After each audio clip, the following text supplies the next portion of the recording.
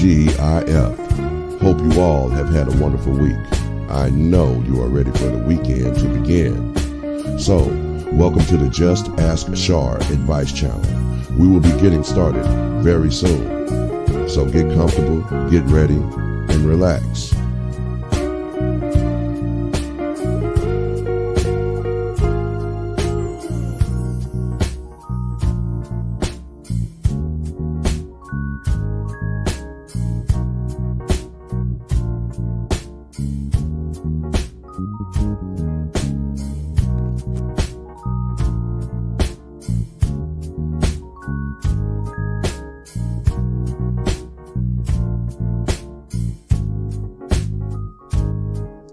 We sincerely thank you all for your support. This channel is sponsored by you, the subscribers. When you want to hear another perspective for yourself or a friend, then just send an email for advice to justaskchar@gmail.com.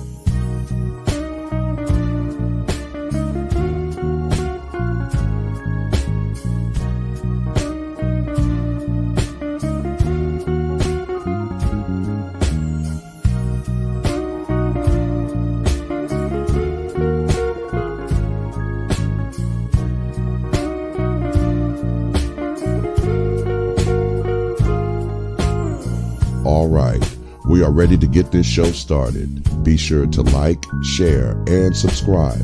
Tell a friend. There will always be a perspective or some advice that someone can benefit from and use. Now, here's your host of the show, Char Willie.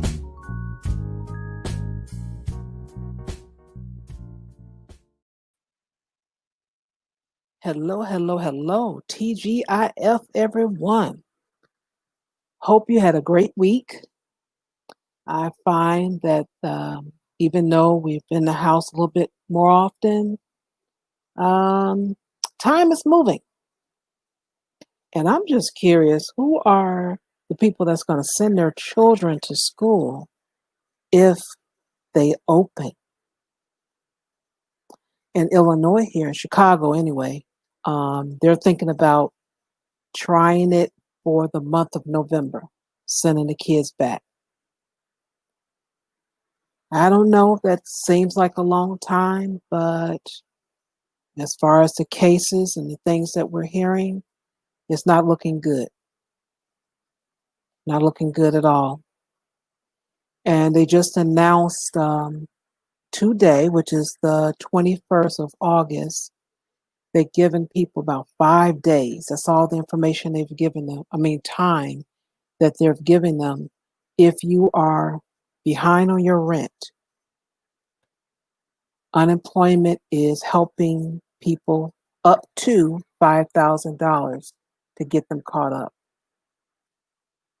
So that's great.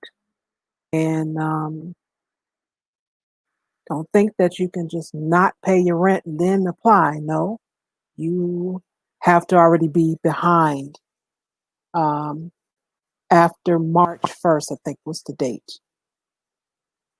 So there is some help there. I have heard there are some places that people are still being, evicted. That is going to be a very interesting sight because when the cameras show up, it's going to a lot of people going to have to answer to that because the states do not want more homelessness. They just do not at this time. And they have accepted money too. Oh no. So we'll see how that works out. Not too many goodies are out there. I always try to report when there's some free stuff, or some goodies, but I have not seen anything. It's a dry week, a dry week. So, and as far as that stimulus bill, or not bill, but money that may come around for round two, if they do pass it, you won't see it until October. And there's a lot of weeks between the last of August and October.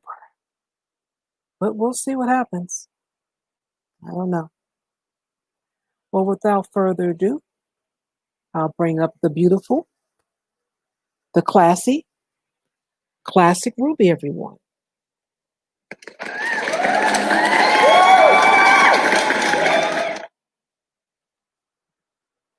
Good Ruby, evening. Good evening. Good evening. I'm sorry. I was saying my greetings in the chat, but it's okay. As long as I'm here when I show up, that's when it's time, right? that's That's what right. happens. Stars can never be late, right? The party That's don't right. start till they get here. That's right. You said it. Good evening, Shar. Good evening. How you doing today? I'm pretty good. And you? Good, good. I don't know. I feel like I caught a bug or something. I don't know. We're gonna look at it. We're gonna watch it very carefully. Of course you're Okay. scared. Anytime you sniffle, you're like, oh, I may have COVID-19. So, there's that. So we'll see how it Oh, goes. yeah. Definitely got to be careful. We're gonna go to the testing center. I'll test just to be safe. You never know, right? So do the whole thing. Oh, okay. Yeah, Cool. Yeah, right? they're Get that doing it from, experience. yeah, you can do it in from your car. Go through the drive-through. Yes, So, exactly. I want to like take pictures and I want to kind of like go through the experience to be able to also know really what it was. What did you really, you hear people talk about it, but I don't have firsthand knowledge. So now, we'll go do the drive-through thing and do my waiting period and, see really how much of an ease or a bother it is. And, so we'll see how it goes. okay. Yeah. Yeah. I hope you get some good results back. Right. Fingers crossed. I don't know. I at this point, I'm scared of everything. Okay. Every other week, the news is saying, oh, not just COVID-19. Remember, we talked about I can't remember what it's called, but that thing that hits mostly kids. And oh my Yeah. gosh. Like, I don't know. I just don't want Yeah. to catch nothing. I'm hoping I'm just tired, like just feel Okay. run down. Yeah. Yeah. That's all we need. Just a little ran down a little bit. I know mentally, it is so, challenging. hmm I'm like, gee,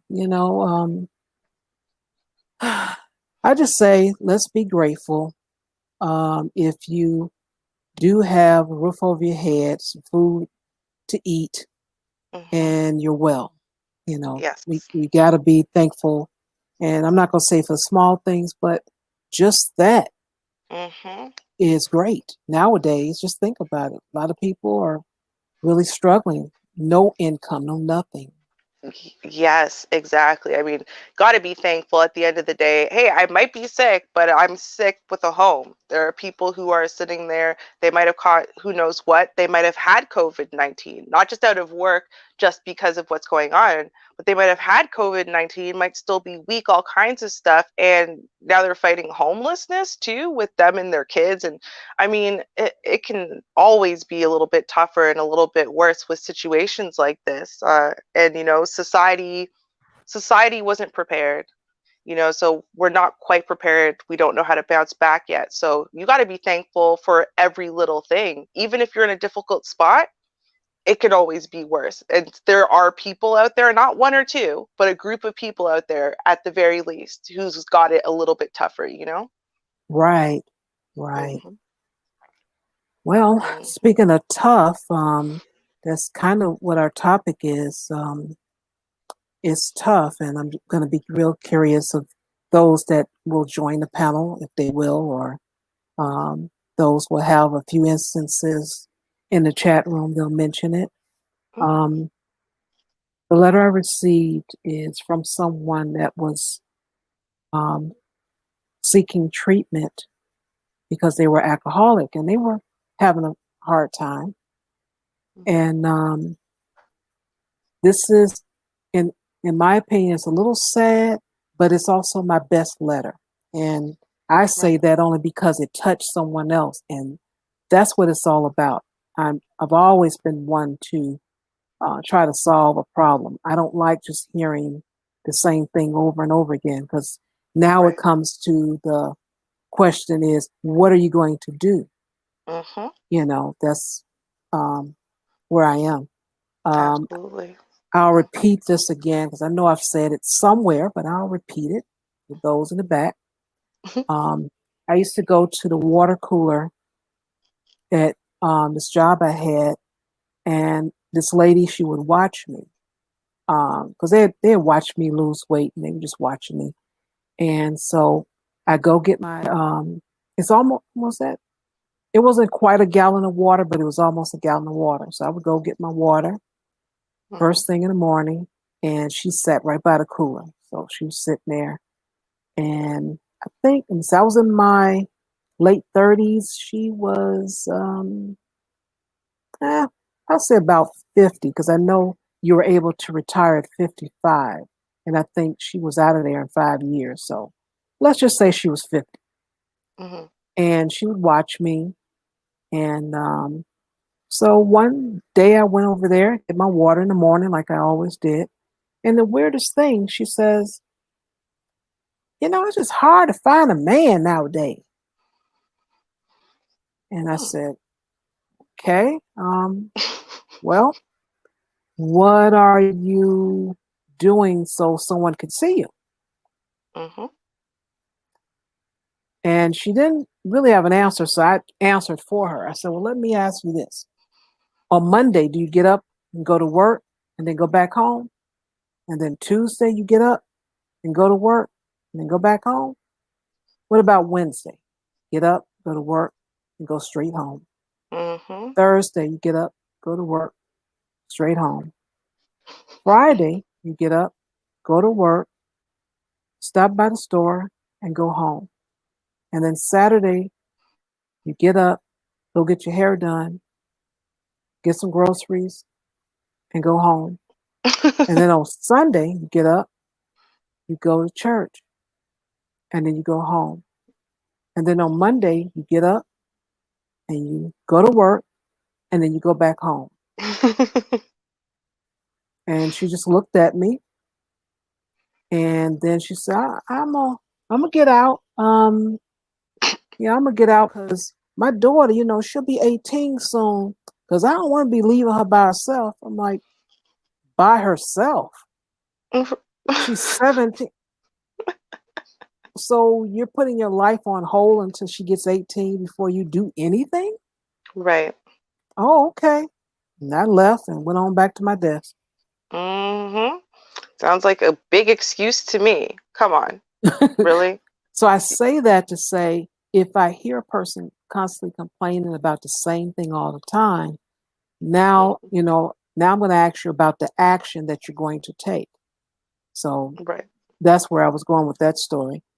And with Mm-hmm. this story, the gentleman written me and said that um, he was looking for or thinking about changing a place for treatment, and he asked me for my advice. So I'll go ahead and share the screen, and we'll listen to the letter, and then we'll go ahead and have a discussion. All right. Okay, share screen here. That's right, Vonda. What you gonna do? What you gonna do when it comes back to you?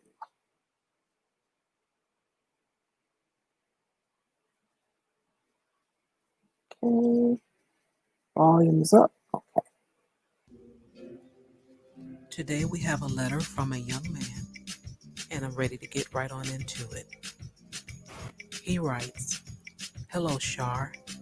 I need help in deciding on if I'm going to change programs. I'm trying to quit drinking. I've been to 2 places in my city, and it seems like they're down for a check, and that's it. The current AA meeting I go to is kind of sketchy. It's me and two women.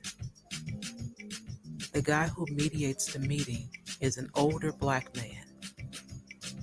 I pick up non-verbal vibes from him.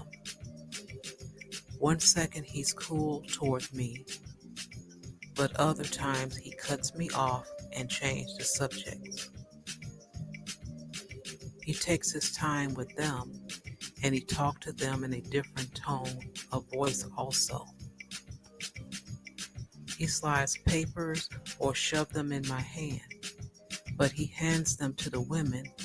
He jokes with them and laughs at their jokes, but he's always serious with me, and that makes me feel kind of bad.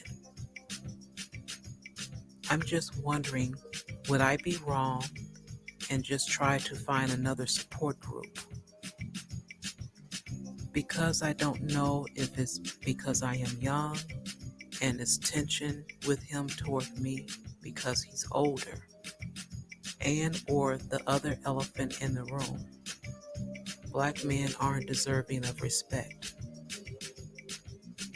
I just don't feel welcome there. Thank you so much for your letter. Yes, change programs. You are paying for a service and you're not feeling welcome, and he isn't giving you the help that you need. All right. My first curiosity in this one is, since when is AA a paid service? Because and again, I understand, there are differences, but as far as I understand, AA is an established group and it's free. So I don't know, I find that a little bit weird. But beyond that point, it's just like everything else. It's just like the church. It's just like anything. When you have groups of vulnerable people, they are basically, they are targets sometimes for predators, right? Because predators know that they Yeah. can go in and they can take advantage of these vulnerable groups of people who are looking for someone, in essence, to step in and tell them what to do and to manage and control them.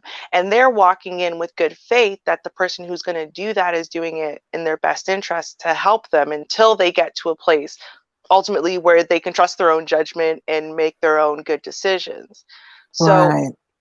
I mean, AA now, and I have personal experience with AA and substance abuse and recovery. So I know that the average AA group is not 2, 3 people, right? It's just not. That's in and of itself abnormal, which is, it screams like right there. As soon as he said that, it's the guy and 2 girls and me. And I'm like, nope, something's wrong here. Right there, red flag. Something's wrong here. You should have several people, even if it's only like 10, because it's a small area. So it sounds to me like lots of people have been driven out, and for one of 2 reasons. Women who left because they caught the predatory vibe of the person running the show, and Uh-huh. men who have been driven out because that's what this guy is doing, basically like the way cult leaders do when they want to get rid of all the boys, right? Well, you come of Mhm. age, we cast you out because all the women are here for me. I sleep with the women. I get the women's attention. Me, me, me. That's what this sounds like to me. Like, yeah, I 100% concur. He needs to go. Even if my assessment of this guy being a predator is wrong, even I'll say this, let's say even if the guy is reading things wrong, it's because he's young and he's being childish and blah blah blah and whatever. Even if all of that's true, the whole point of going to these groups, first of all, like, you're supposed to do 90 meetings in 90 days, right?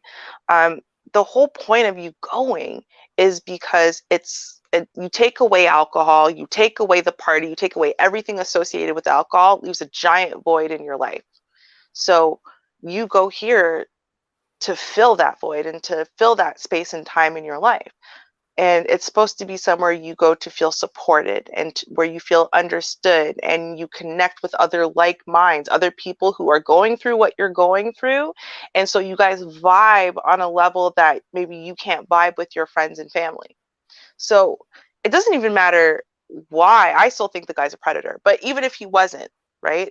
If you're going to this thing and you're not connecting with anyone and it's making you feel worse about yourself, yeah, you need another group, because you need to go find somewhere where you feel included, you feel accepted, you feel understood, you're bonding, you find like minds, you find someone who can be a sponsor. Like, this does not sound like the atmosphere where he'll ever be able to do that. Exactly. Mhm.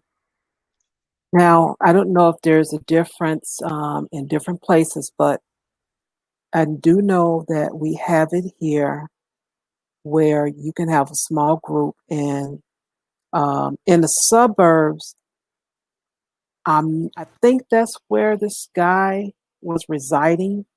Because I didn't put everything that was in the letter. I didn't, put it all there. Like, I live so many miles here and there, but I do remember that was a possible issue, that the distance. So Mhm. um, I know some jobs have it where you get counseling, you get 3 sessions, and then after that, you can go somewhere else. Now, as far as all AAs, I don't know that. I have no Right. idea. I do know there's always a free place to go. Mhm. And this guy has been to a few. That much Mm. I do remember. He has already been to a few. Okay. Now, yeah, that I do remember. Um, Something else was significant. Oh, and then the amount of people. I do know that they have different groups where they'll share it. They'll share uh, the type of substance that you need help, or what is that called? Well, it's still a meeting, but Mhm. everyone comes together and it's like almost 24 hours, and you just go in whenever you need to.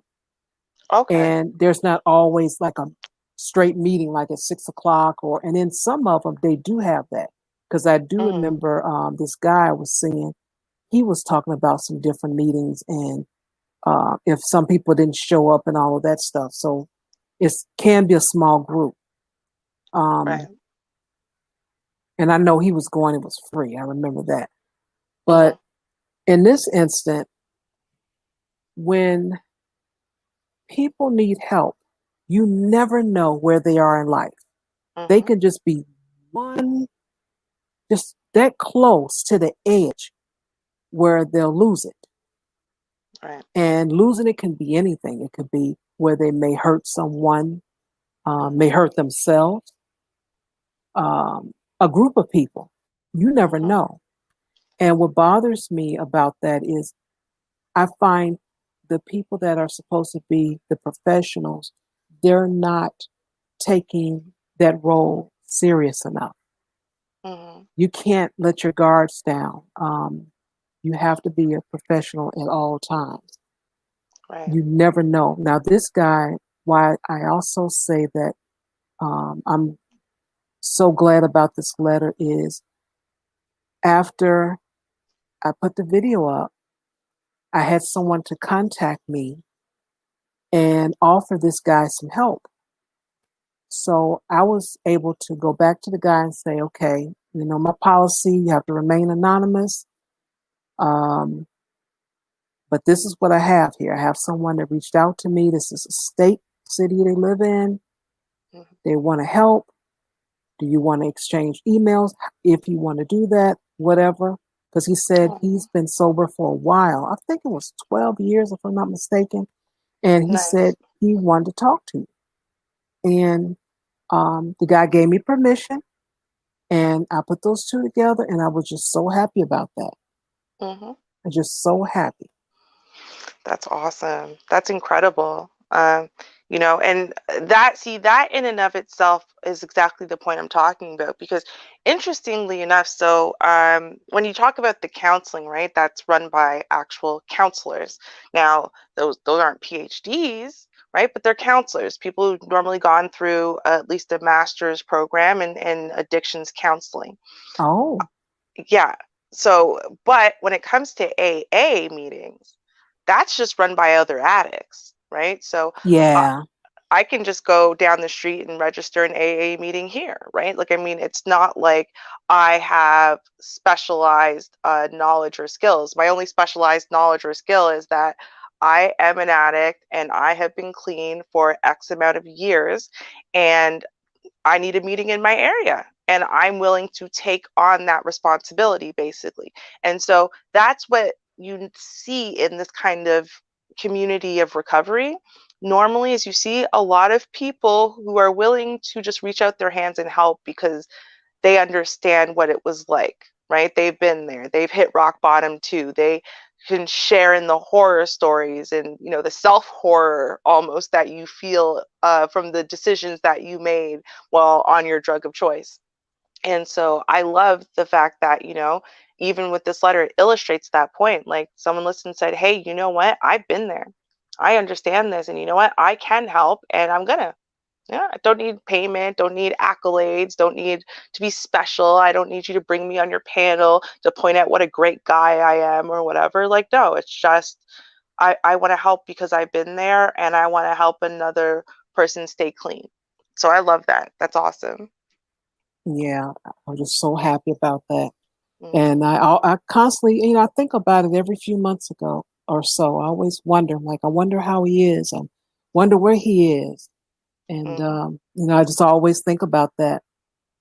Now, also talking about being professional when it comes down to this, um, I understand that they are former addicts and um, they are, saying, hey, I've been clean. Let me go ahead and help someone.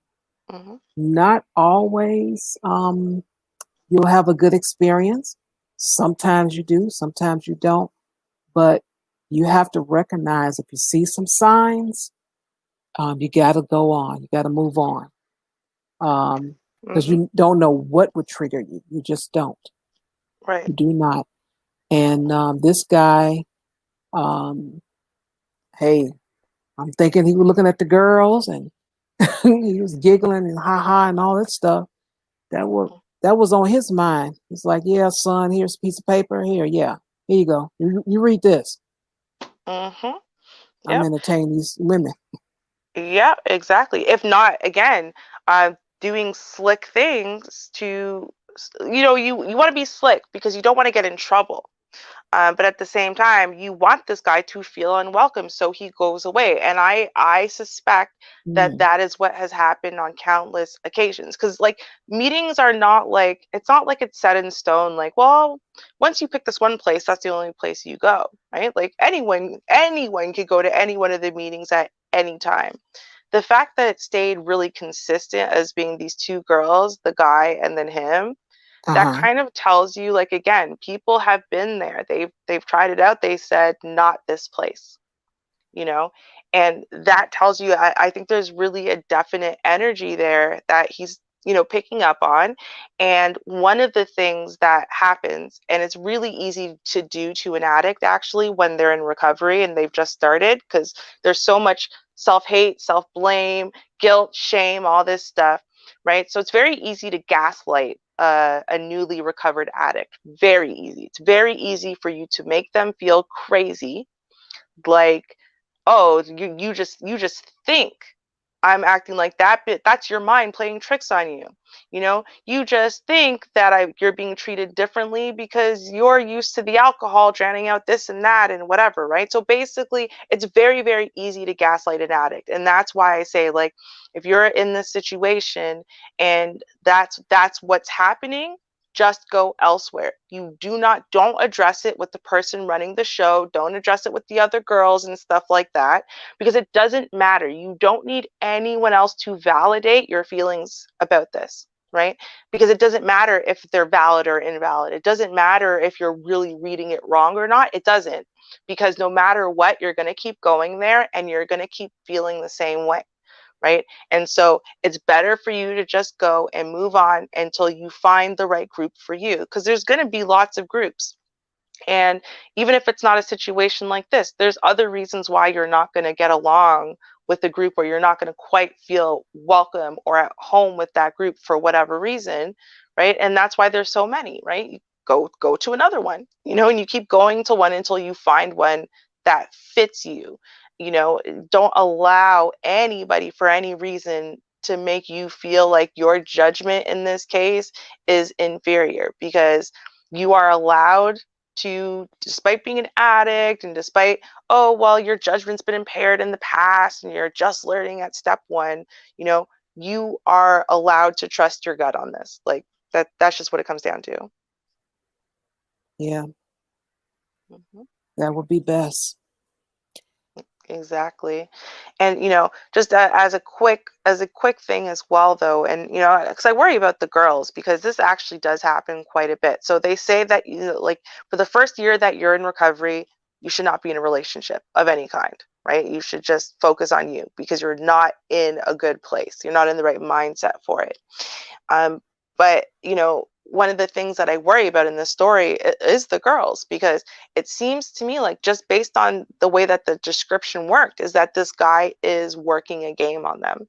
And that, of course, is going to hurt their recovery, because they're going to figure out they're being gamed. They're going to figure out they're being played. They're going to figure that out, right? And then the one person in the world that you trust right now, just totally disappointed you. Now you feel like you can't trust anyone. Now you feel like, what was the point, or you never should have tried this anyway. Give up, and then you relapse, And so on the same side, like if you're feeling like that, like it's too much attention, too much interest and care and whatever, they're trying to pat you on your head like you're a puppy or a baby or like a lover, that's not the right atmosphere either, actually. Like, it sounds like it sounds like a good idea to him. He's like, I want that too, but you actually don't, because one of the things that they're trying to teach you is self-sufficiency, right? Like, I can't baby you about these things. The real ugly truth is the real ugly truth. And,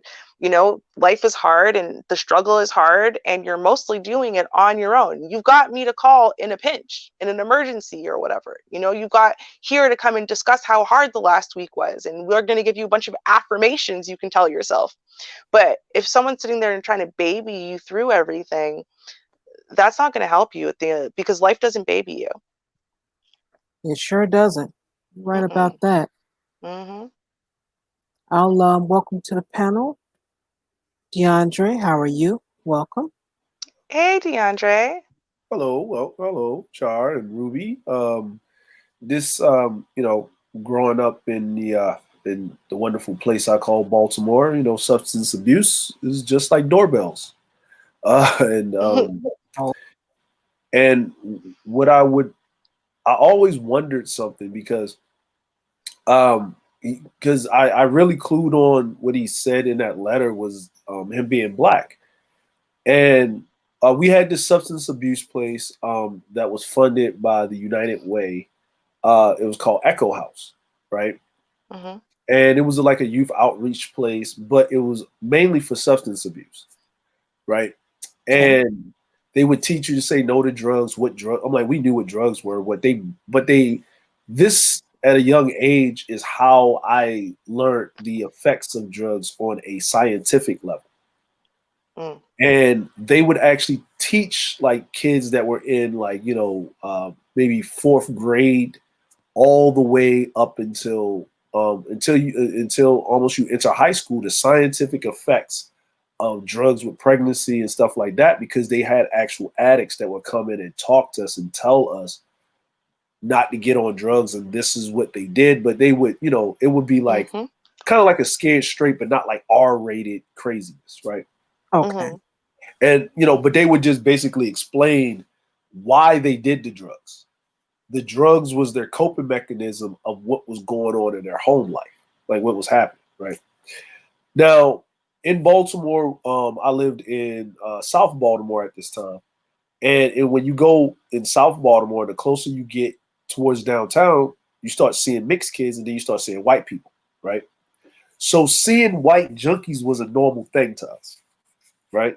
But Oh. this is what you would call, because everybody thinks junkies or people that have addiction problems, everybody clues them in, that old commercial. No one says I want to be a junkie when I'm growing, and then the white guys running from the cop and stuff, right? Uh-huh. Everybody thinks that junkies are non-functional. The worst people with addiction are the functional people because they actually work the hardest once they get whatever's inside of them. Once they get once they're Uh-huh. drinking their alcohol, he's a great worker, but he's got a drinking problem, but he's outworking everybody. And that's an enabling factor, right? Because as long as he's got his bottle, he's fine. Or long as he doesn't do drugs Monday through Friday, but he does his drugs on the weekend, right? And then they can live for a long time, right? Because everybody thinks about the overdose part of this. So what clued me in when he was saying that is when I went to the Echo House and for the outreach and stuff like that, and the after school programs, and we would see the people. My mom was a drug counselor, also there too. There was no white people ever Mm. there. Now, remember what I said is it's South Baltimore, so white people and black people intermingled all the time. The white people got their drugs from the black folk. They went uptown a little bit to get the drugs, the good drugs, right? I'm like, there was white people selling drugs, but we had the good stuff, right? Crack and whatever, right? But they were functional. They didn't get out the car. They didn't walk uptown. They stayed in the car. They got their stuff and they went about their business. And you would see Cadillacs. You would see Mm-hmm. BMWs. I'm talking about, we ain't talking about bust down, two-tone cars with different bumpers. We're talking about people in business suits. And but they were Yeah. all addicts, right? They were all addicts. So it didn't really matter. But when you would go to these outreach places, right, they would separate them. Okay. So for white people, when they wanted to go to their rehab, there weren't no black people in their rehab because there's a cultural difference, even in the verbiage and even in the talking. How can what I learned about people going through recovery and stuff, for you to actually listen to someone, they have to at least have the ground basis of knowing it is to go what you're going through and why you're using the substances that you're using to cope with your problems. Okay. And I'm not necessarily going to listen to a white person with your problems because as a black person, I'm already 1/3 of a person. Mm. That alone gives me an excuse to use whatever I'm using. Right now, Okay. so that's that dichotomy, and that's why they segregate it and split it up. That's why poor people don't go to rich people rehab, because rich people got a whole different problem. Their problem is boredom and some other things, right? The pressures of being great, and they just can't meet those. Uh-huh. Versus versus a poor person is, they just self-medicate. I can't afford therapy. It's these variances of things. Yeah. Did any of you see that Half-Baked movie?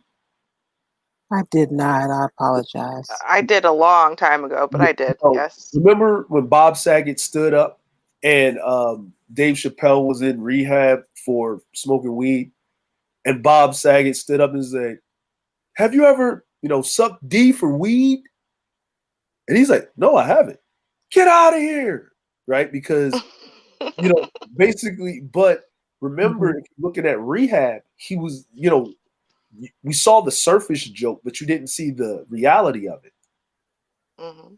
He was Okay. the only black guy in that rehab group, really. Mm. Okay. So he didn't belong there because there was nobody to understand what he was going through just on the basic level. Right. Okay. Wow.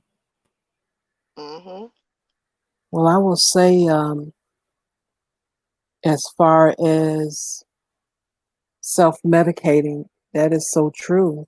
Um, Now, the way it affects a lot of people, which I was just saying to Vonda about the functional addicts.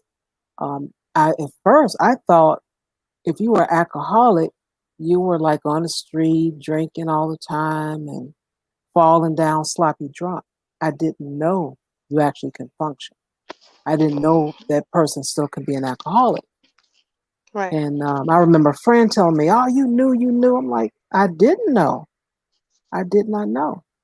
No. Um, Also, I don't know if I mentioned it in the letter. I don't, in my response, I don't recall. I might have, I don't remember.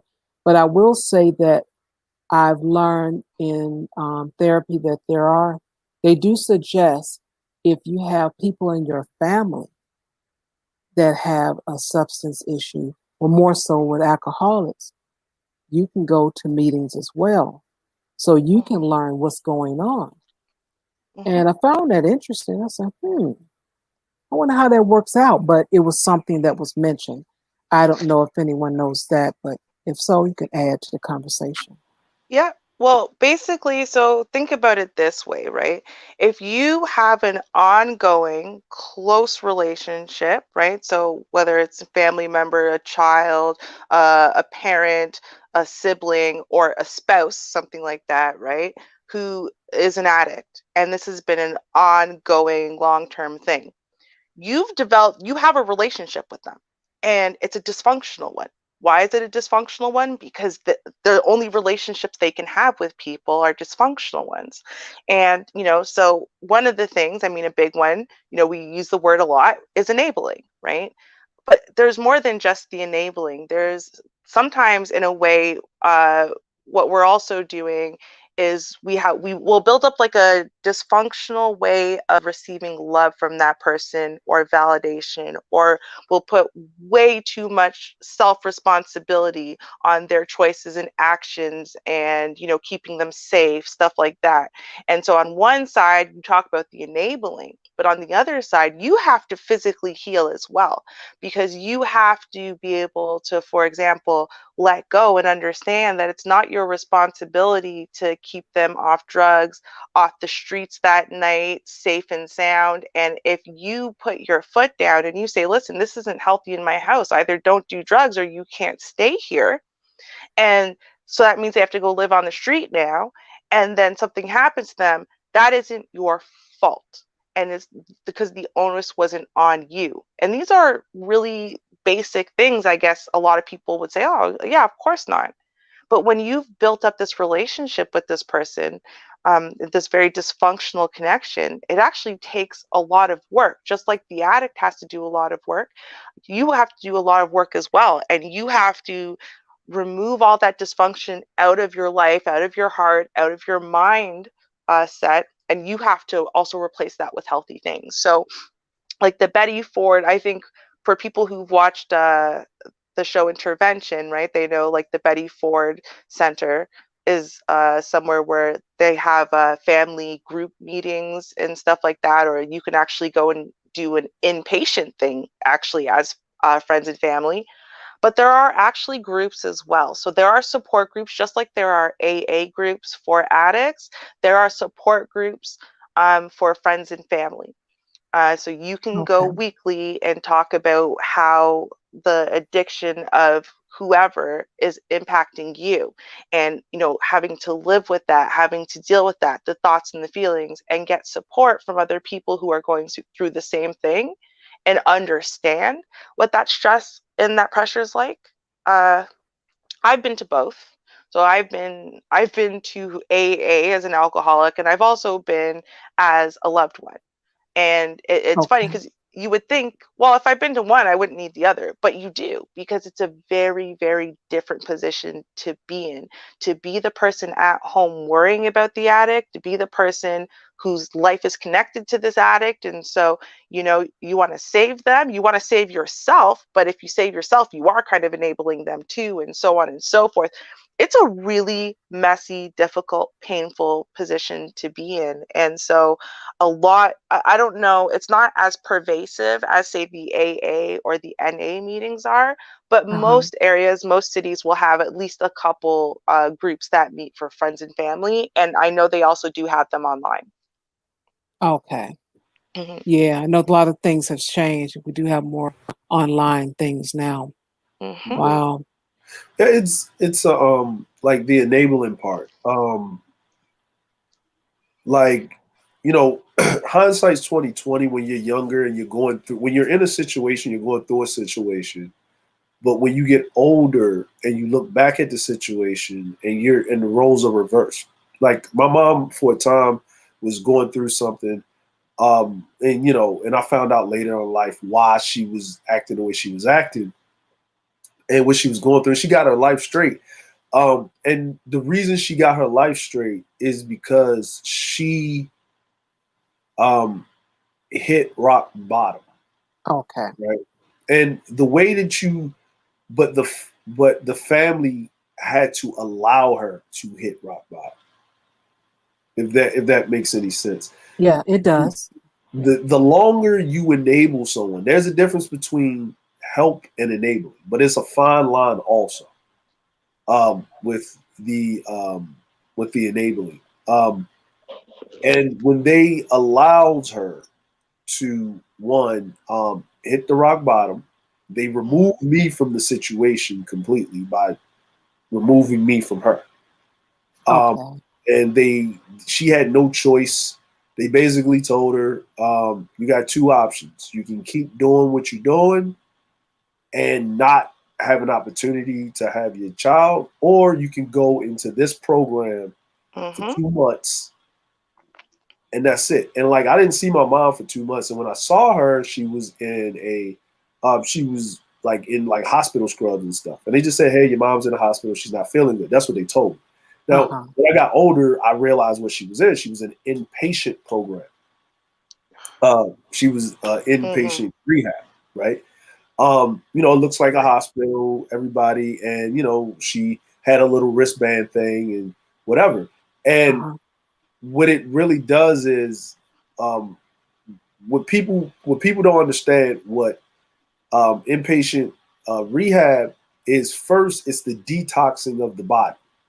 It's the detoxing, and you don't want to be around someone when they're detoxing, Okay. right?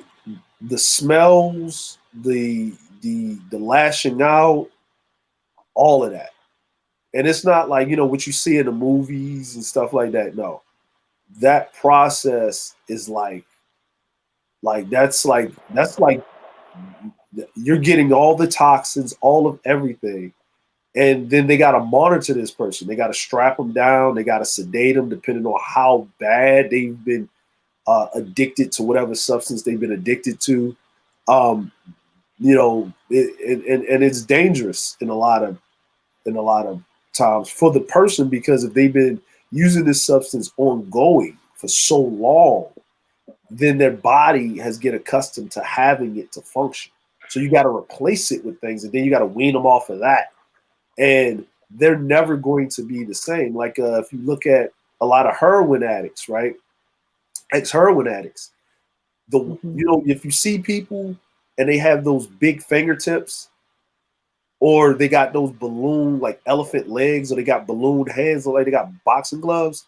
Those are Uh-huh. the ones that didn't shoot up in their arm, but they shot up underneath their fingernails, or they shot the heroin in the veins that's running along their hands, or they shot up in the veins in their legs, so they wouldn't show tracks. So if the police arrested them, they couldn't automatically see that it was a junkie, because they would always check your arms first if you was a junkie or whatever. So, and it's a slow release if you shoot up underneath your fingernails and stuff like that. So they could actually go to work, and the heroin would slowly release throughout the day and level them out.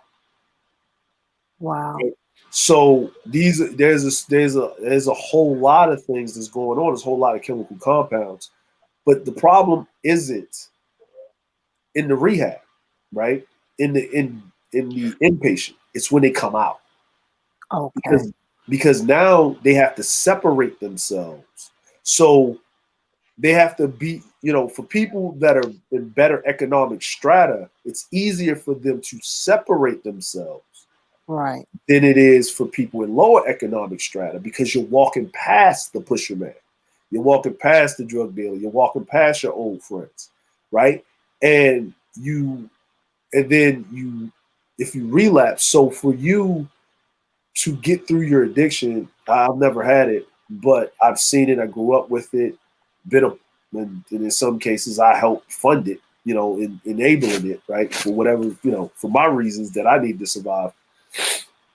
You realize that there's a twofold thing when it comes to addiction. It's the user and it's the enabler. And the longer you enable, the harder rock bottom is going to be for the person that you're dealing with. I believe that. I'm going to put a pin in that, and welcome to the panel, Double C. How are you doing? Good evening, so Charlie. Hello, Classic. What's up, DeAndre? Welcome. Good evening. Welcome. Good evening. How are you? Good. I heard you talking about the subject, and I used to do this for a living. Oh, okay. Okay. Yeah. Well, I did at a homeless shelter, and I've Oh. interned at a detox before. And brother's right. You can see that same person detoxing 4, 5, 6, 20 times a day. Because they'll keep relapsing, and the smells. I mean, they poop on themselves when they go through withdrawals to get sick. You gotta strap them down. You gotta hold them. And I did that for 6 months too long. Why do you say 6 months too long? The running joke is, I did it for 6 months. I did it for 7 months. After the first month, it's like, I don't want to do this no more. I can't. I can't. But then, on a serious tip, I'll tell you a story. It was a client. She was an addict. And the reason why she turned, because she got raped. So, I mean, this is a story. She tried to tell her family and everything else, and family shunned her and everything else. They didn't believe her. Now, mind you, I'm a guy technically, and she's a white woman.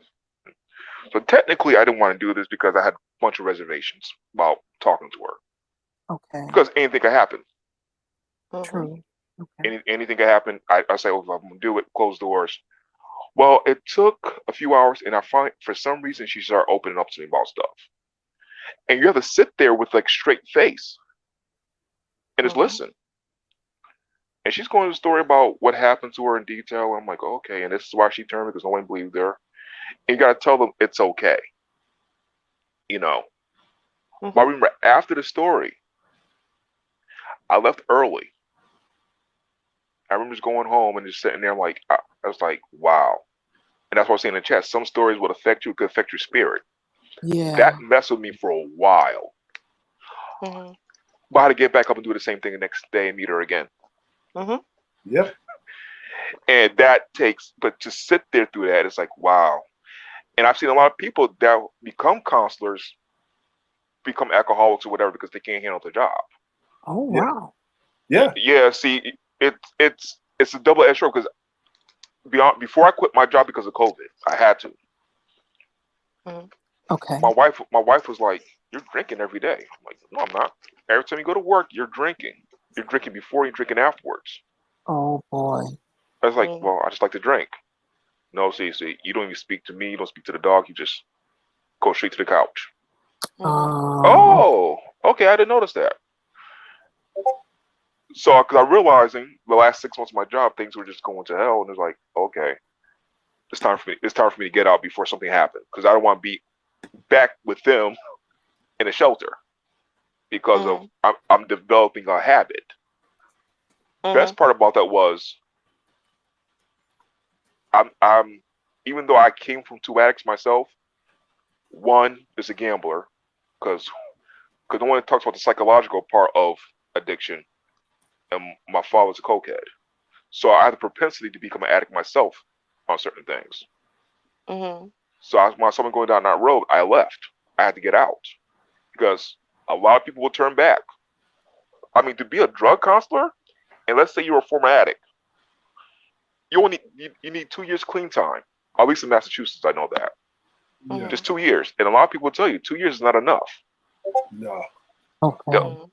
I mean, you need at least, my opinion, 10 years. Hmm. But they're doing that because of the opioid epidemic, and I'm putting in quotation marks, because it's affecting everybody now. Now it's a problem. Yeah. So now they try to fast track people with these certificates called KDAC, just to get them in, get them out in counseling at these halfway houses like Echo, Phoenix Yep. House. Yep. I mean, there's a whole bunch of houses Yeah, it's all out there. sponsored by one company, the United Way. Yes. Yeah, yeah. Because Echo was the big one in Baltimore, and they ran a lot of the halfway houses. And That was a halfway house, right? Echo. Yeah. Echo was like, it was like a 4-stage, right? Like if you had a drug conviction, but if you said that you were a junkie, then you went inpatient program, then you went to the halfway house. Okay. And then and what they were doing, this is what they were literally doing. So everything that you see with this opioid addiction, like you were saying, where they're doing this non-violent offenses, what they basically saying is getting lesser time for drug addicts, right? So if you had some substance on you and it was less than, let's just say, like a half an ounce, that means you're using it. You're not selling it, right? Yeah. So that doesn't necessarily mean that, because junkies were drug dealers too. Because when I grew up in the '80s, the drug dealers were using the substance at the same time. Like, so it was a normal thing. That's where a lot of But when they saw this massive thing with white folk, right, and especially in these blue collar towns, like when they shut down Bethlehem Steel, or when they had that big thing in Detroit, when this factory started going down, the auto industry started, they hit a major decline on the overseas or whatever. I know on the East Coast, Echo with the United Way, they did something with the legal system, and they could basically fill these houses. Now the thing is in Echo, when you went to your outpatient thing, we had 2 people that were there, and I thought this was rather strange. It was 2 people that were there. It was 2 women. It was 2 women that were the directors of this chapter. They never did drugs. They didn't smoke nor drink. Out of the 20 counselors, they were the only ones that were completely clean. The rest of the counselors had some type of addiction. I know you're going with this, man. Yeah, I know where you're going with this. And then 2 of the counselors, right? Like 2 of the counselors that ran the place, they were also parole officers. So it was like, so basically, when you came there, there was like the person that was directing and running thing, they were parole officers. So for you to get off of your parole early, like I would literally see people come there with ankle bracelets on. And I'm like, what's going on? Right?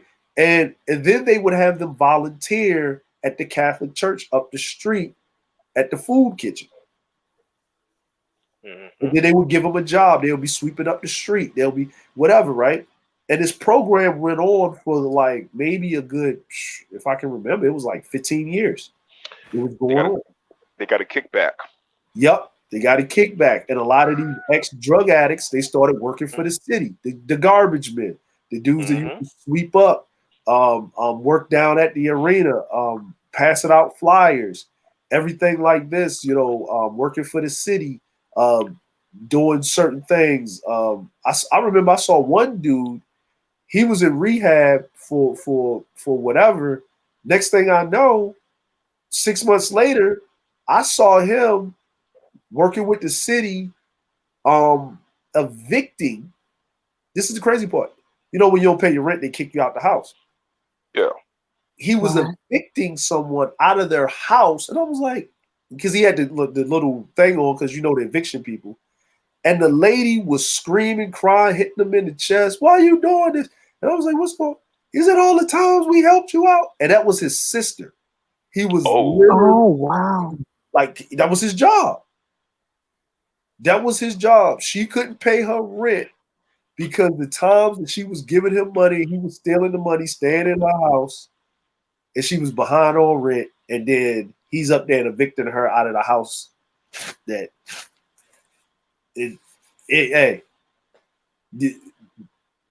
why I don't enable people. No. Okay. Yeah, these programs are, and they're doing scientific experiments on people. That's where they get a lot of their data from. Yeah, vaccinating them and all types of crazy stuff. Yep. Yes. Then they try to do this BS with the addicts, right? Called the Kraft model, which is, let's say you take 10 hits of heroin a day, right? Don't take 10, take about 5 a day. I'm like, you don't wean nobody off. They have to go cold turkey. That's the whole purpose of detox. But like I said, I've been to some of these houses where the counselors are dealing drugs themselves to the people. Mm-hmm. So, see, the system is broken. Everybody falls through the cracks. Okay. I have not seen a person yet that's like, they started off at detox, then they go to a shelter as a holding place, then they go to a Phoenix house or Echo Point as a halfway house and a 3/4 house. I never seen a smooth transition all the way. You fall through the cracks at some point, and I know that because, DeAndre, you may know this. There's so many. Let's say this Echo Point has 50 beds. Yeah. You got 500 people fighting for that one bed. Now, my shelter, we were getting $26 a day per person in a bed.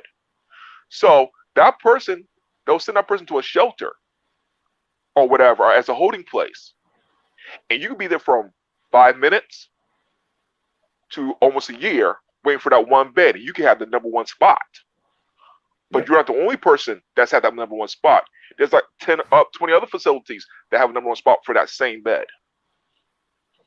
Yeah. I mean, and on top of that, I've seen it where we'll get a person, they'll do the registration to get credit that they're there, but then they move them to their facility, which is not illegal, but is unethical because you're getting paid for a bed, whether you're there for 5 minutes or however long that they're there.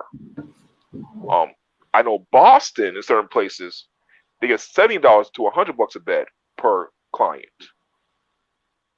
Like where I live at near Springfield on the Western Massachusetts, we get like $26 to $30 a bed. And like I said, a shelter, you got normal people like myself who doesn't have any vices. But you got like the addicts that are there. They're just waiting. And sometimes we had to put a rule in that you got to be clean for 30 days or detox for 30 days before you come in. Because you can't take nobody in off the street that's been detoxed for a day or two. It's not going to work. Because they got the shakes, they crap on the floor, they pee on the floor. I mean, everything. I mean, like the guy said, detox places, it's man. I'd rather work at a dog kennel. At least I know what I'm dealing with. Yeah, I'm gonna say this. Like I was going into dentistry, so I became a licensed dental assistant hygienist. But at the time, it wasn't a good thing. It wasn't a good look for men to be dental assistants. It's like a male nurse, back then, like in the 90s, right? So when I would go to the dental office and I worked for this dentist, he had his private practice. It was a Black-owned business. And I was happy to work in there. But they would always put me on records. The only time that I got to actually do dental assistant work, make amalgam, help the dentist with fillings, because I wanted to be a dentist, is when somebody had to get their teeth pulled. And it was usually the drug addicts with their HMO. And the smells and just smelling rotten death come out of the mouths and pulling teeth. And seeing a grown, not just a grown man, but a grown woman just defecate on herself in the dentist chair. You got to clean. I was like, nah, I'm good, fam. I'm good with this. I can't. Nah. I can't. That's technically that's hazmat pay. Yeah, I can't do But this. they want to pay you whatever they want to pay you, and I'm like, well, yeah, clean it. That's your responsibility. No, that's hazmat. And this, And I would ask. and I had I'm to sorry. do it. Yeah, and I had to do it because it was high Yeah. school. So it was like you were working. You know, you got to get your reps in. Like I still got qualified and stuff like that, but and they offered me a job to work there. But I said, man, if I can't work in a chair doing fillings and braces and like cleaning teeth, I'm not trying to be sitting there holding this guy down because you shot him with 100 grams of epinephrine or Novocaine, and because he's so hooked on the substance that he's numb to this painkiller because he's doing heroin, and you got to give him methamphetamine to methadone to actually numb him. And you say like, look, I got to pull your teeth, bro. So you just going to have to suck it up. And we got him in an iron lung and he's screaming because you got to pull his teeth out because, the infection is going to go up into his brain and kill him. It's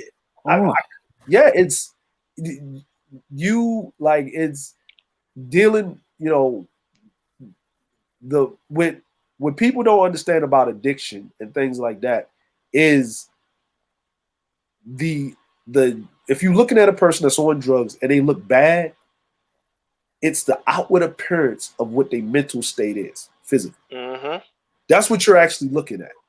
The smells, the way that they look and stuff like that.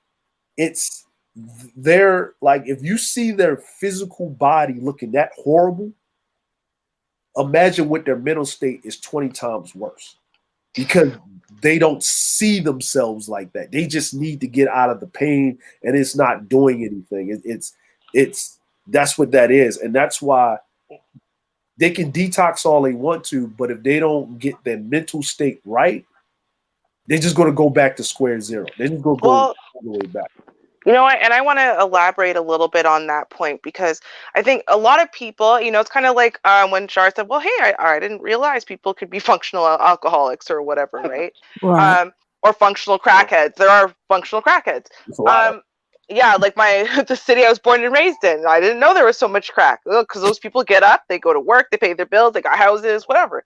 But I wanted to address this point here because a lot of people confuse your body being reliant on a substance with addiction. And actually, that's not the case. Your body can be 100% reliant on a substance, but you are not addicted to it. So addiction is a psychological process. And that's why people can be addicted to alcohol or can be addicted to cocaine. I mean, the stuff that you snort, which is not physically addictive in and of itself, right? It's the psychological process that you attach to it. Likewise, you can be physically dependent on something. So, for example, people who take morphine every day for pain, right? If they were to just stop suddenly, they would have all the withdrawal symptoms that heroin addicts have, right? Mm-hmm. All of them. Exactly. It would be very painful, be terrible, but they're not psychologically addicted. That's just your body becomes reliant. I mean, God, the same thing would happen if you just stopped taking antidepressants suddenly if you were on a high dose one day, right? So we have to not confuse those things. And I mean, obviously the trauma, and I can understand from, you guys talking about the trauma of working with someone who's withdrawing from heroin or, those things that are physically dependent. But alcoholism for people who drink a really large amount. They also have terrifying withdrawal symptoms to the point where you can't just stop them from drinking because they will just have seizures and die. So it's crazy. But there is also just people who are alcoholics or addicted to other drugs who aren't physically dependent, but they're still addicts. And that is almost, I will say almost like that's a more difficult cycle to break because part of it is that people don't look at them and see what they think of as an addict, right? We know what a heroin addict looks like or a meth head looks like or whatever, and we expect addicts to look like that. And so if you don't look like that, well, come on, you're over exaggerating. You don't really have a problem. If you know you look perfectly normal and you reach for a drink, I'm not thinking to myself, come on, you're an alcoholic, right? Like it's kind of messed up. And I think that's part of the issue with addicts who aren't physically dependent on their drug of choice, is that they can lie to themselves for a long time and lie to the world for a long time, and everyone's kind of buying it because they don't look like an addict, right? Like addicts look like something. It's like I'm sorry, it's like being homeless, right? It's like if you're homeless, but I got the best Jordans on and I got the best in a suit on, which I've seen guys do. Is it my first day being homeless or is it my third year being homeless? You really can't tell. It's like the addict. You could be chemically dependent, but it's all psychological in the end. Okay. Like gambling is a psychological thing. Shopping, anything could be an addiction if you make it out to be. Cigarettes, good point, is the thing. It's legal, and your body would depend on the cigarette or coffee. I'm a caffeine addict. I'm not gonna lie. It's been 3 hours and I'm about to die without the caffeine. Oh no! Yeah. Go ahead, get you some coffee. Don't kidding. die. I'm kidding. I'm kidding. I'm kidding. Sure. Look, I'm kidding. It takes 24 hours for that to happen. So go ahead. 25 hours. There you go. Okay. Be safe then. I'm in my 24th. But anyways, no, but all jokes aside, but it's a psychological addiction too, which is worse because you see yourself a certain way. Like I've seen people that are just completely cracked out, methed out, teeth falling, got one tooth, got a job punching holes in donuts, and they think they're 20 years old and they think they're that young thing. But till they get their aha moment or their realization, then that's when the changes will come. But you have to meet people where they're at when you're dealing with them. And everybody, you want to, as a counselor, you want to help everybody, you want to save everybody. I learned very early between my compassion and where I want to say corporate interests meet, when it comes to like certain facilities meet, your heart gonna be broken a lot because you can't save everybody. You know people gonna fall through those cracks. So like I said, I meet people where they're at and they're serious, I'll be your biggest cheerleader. If you're not serious, sorry, I gotta let you go, because the one thing in the job about being a counselor, and the one thing a lot of us don't do is self-care, because you gotta take care of yourself in this the whole time. I actually had to take a class, a course on how to take care of myself. You know, I wanted to actually ask you about that because I know, so if you are a psychologist, and then you actually have to have a psychologist, literally for exactly the reason we're talking about. So I was wondering, from a counseling level, did they make you actually have a counselor or a psychologist, someone that you have to go and see to make sure that you have somewhere to decompress from all of this? I did that on my own. Okay. And I mean, I went to see a therapist. I went to see a psychologist. I did check-ins with my teachers, my site supervisor, with stuff. You see how, because they got to check where you are mentally, because it's easy to fall in or relapse if you're an addict. It's easy to turn. Like I said, I've seen all time. And then another thing I had to worry about was transference. You know, you're dealing with female clients, which was always scary for me. They start developing feelings because you're showing them intention. It's like, no, this is perfect. No, this ain't gonna work out. I mean, I had to drop clients because of stuff like that. I've heard that. Yeah, and it's like, oh, can I get your number? And this, no, whoa, I'm married. Nah, that's too personal. Because one thing as a counselor or any profession like this, once a client, always a client. And I just wanted to point out what we're speaking about. Just think about it. If you or anyone else that were helping these people lack professionalism, hey, as we're saying, it just takes one little slip up, just one little thing. And people don't know it's really serious out here. You don't know that person's life. They can come in and explain a few things to you, but you don't know if they're on the edge. You just don't know. Yeah. That's true. And I think the big thing is, and this is a problematic point, and they should do something about it. I mean, I know on one side, you don't want to put more I guess rules and regulations and pressures and must do's on everybody, but at the same time, I think that there should be requirements for anybody who's in this field. We talk a lot about this field, I think, sometimes in our community, as far as the ones who are the bad apples, right? And they're just to manipulate people and whatever. But we don't talk about the ones who come in and no, they're really there just to do good. They're really there just to help people and whatever, because you don't recognize the massive impact. And unless you have systems that are set up in place, which of course you're not going to realize that you should have had a system all along until you're at that place where like, oh, it's been taking its toll slowly, day by day by day by day. And it's good that you went and you did it on your own, but I'm like, it shouldn't have been a thing where you did it on your own. Like, it's one of those things that when you're becoming a psychologist, like towards your like final years, you already have to go and start seeing a psychologist. Like, it's literally just something you have no choice but to do. You want to be able to keep your certifications and be allowed to continue practicing. You have to do it. And I think it's for that reason. You have to think about the fact that you need to feel safe going somewhere and talking about this patient and with the transference. And, but this one, I don't know, you feel something special, and have them help you break that down. Or,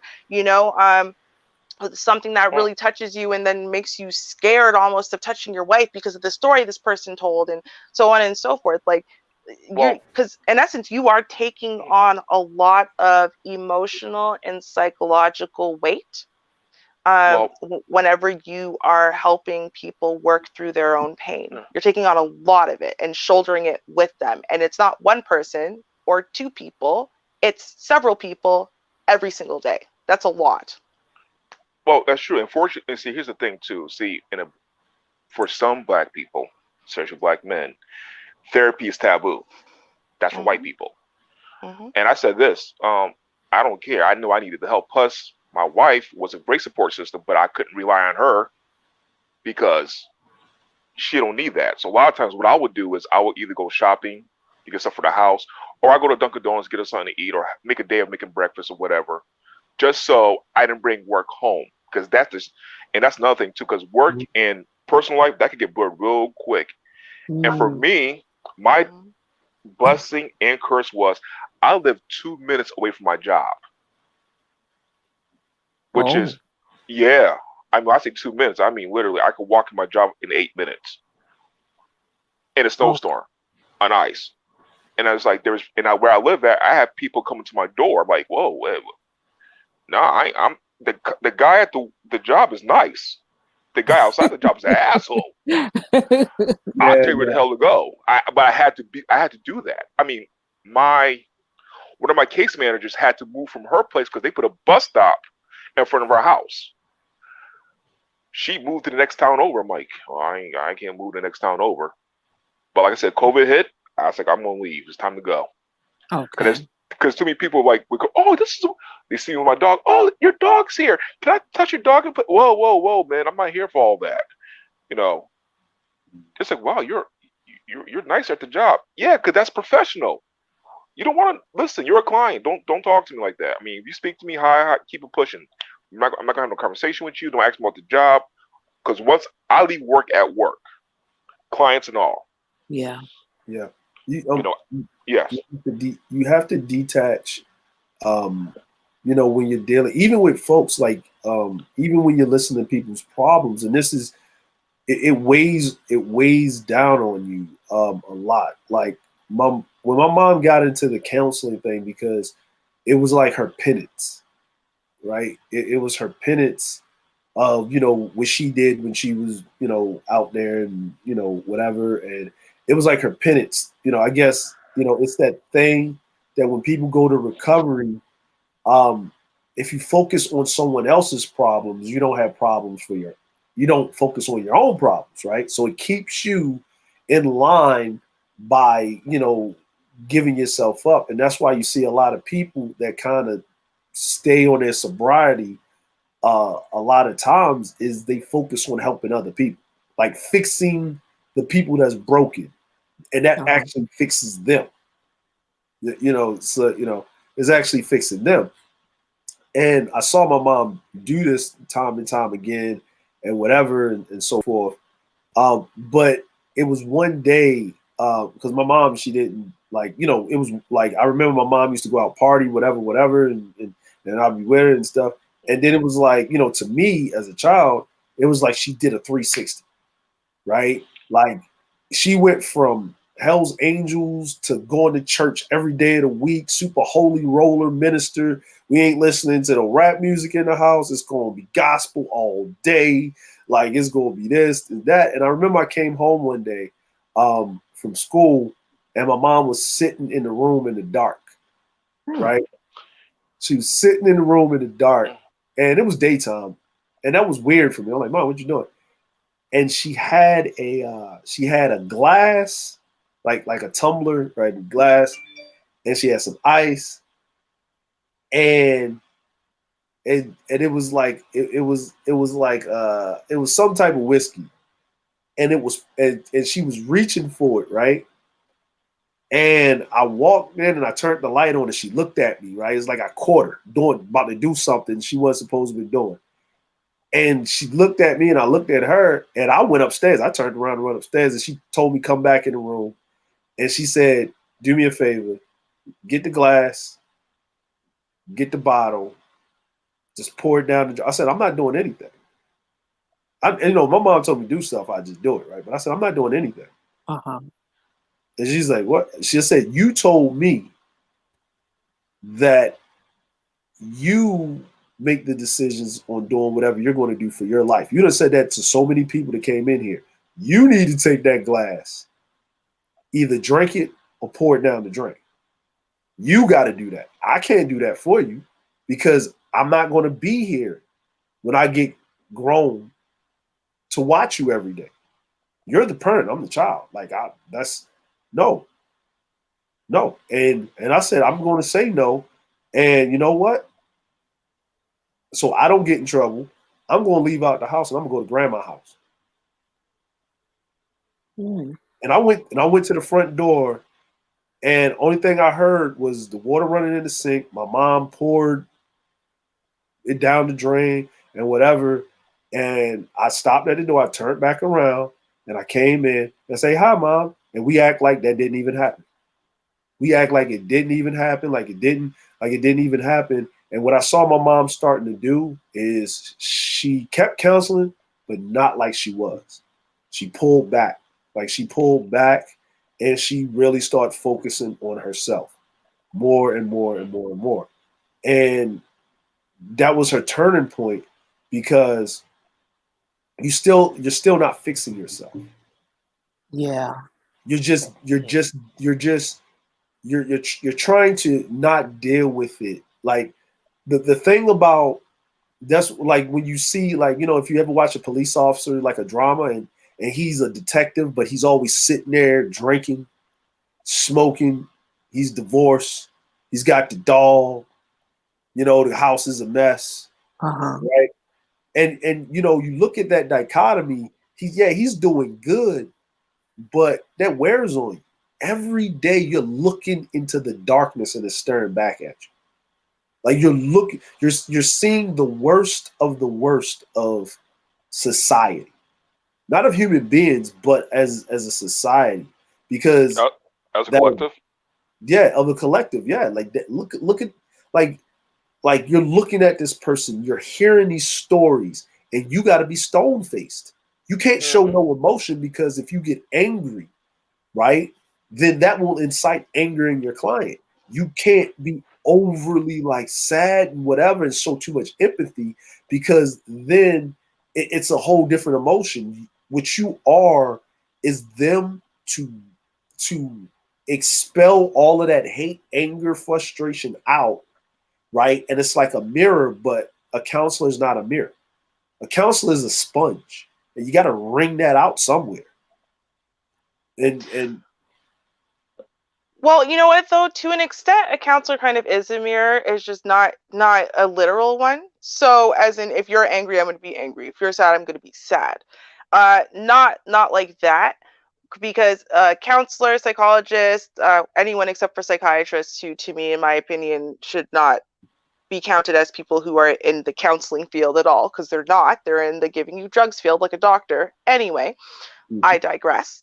Sure. But for everyone else, the whole thing is, right? So you think about what are you really doing? You're analyzing and you're assessing, and it's not about the surface emotion that they're showing you. It's the internal underlying emotion and why they're feeling that way, right? And what you're trying to do is get them to recognize and own what they're actually feeling and why they're feeling that way so they can work through it. So what you're trying to be, in essence, then a little bit, is you are trying to reflect pain back to them, because that's what you're seeing. They're showing you anger, but you're hearing pain. And so, you don't, unlike everyone else, you don't sit there and try to tell them they're wrong. You don't sit there and try to tell them whatever. You acknowledge that they have that pain and that it's real. And yeah, that does suck, man. That's shit. Why do you think you feel that way? Why do you think you went through that? Why do you think she acted that way? Right? So you're putting it back on them, right? But you're acknowledging the feelings that they're feeling, which oftentimes a lot of people, I mean, society is not here to care about your feelings or to validate them, right? That's what you go to counseling for. Counseling validates those feelings, the pain, the suffering that you've gone through that you feel like is invalid, right? Just like in the story that Double C told us, right, where this girl went through something terrible and tragic, and nobody cared and no one believed her, and that's all she needed. And since that's my story, and it's basically why I started drinking, I totally relate to that. And I totally get that. And, when you are told that your feelings and your experiences are not valid, you're called a liar, then you're punished. Even maybe I was kicked out. I was suddenly homeless. I was 15 years old. I went from being having parents to having no parents, like in a matter of 6 months, and a lot of rapidly, out of nowhere, but a bunch of bad things happened, and no one understood. So, I would ask little questions to friends. And I remember I asked a girlfriend, I just said, how do you know if you were raped? And she said, well, do you love him? And I said, yes. And she said, well, then it's not rape. That, Oh, that was wow. yeah, that was my knowledge base. So I guess I wasn't. So even though this is how I felt inside, even though I was terrified, even though there's all this stuff they didn't know, okay, well, I guess I was raped. And so then I went back to my Christian training, which told me, well, once you have sex with someone, you're basically married, right? So I stayed with him, and I thought we were going to get married because that's what you do. I did not understand the world. It was very naive, right? So, and then so when one day he publicly shamed me, called me a whore publicly in front of a lot of people, and said that I was just, a D monster there for D, and what, all kinds of stuff and whatever. And he's only going to marry a good girl who's saving herself for marriage, not a whore like me. Stuff like that. It demolished me, devastated me, Mm, right? But no one could, I didn't know how to effectively communicate those feelings. But right. also, everything, when I turned to people to get feedback from them, I, it's like they didn't get what I was really upset about. Do you know what I mean?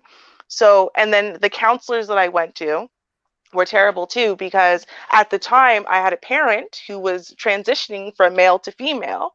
So, the first questions they ask you are about your family. And so when I mentioned this in passing, basically, all of a sudden now, well, she's here because she has a transsexual parent.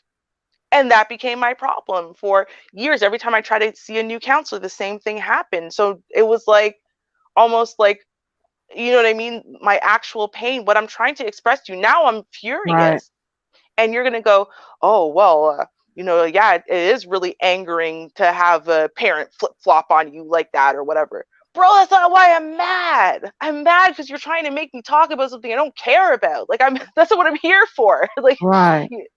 so a good counselor can see that. They can see underneath the surface of what you're talking about. They can see when you're hitting on the important stuff and when you're not.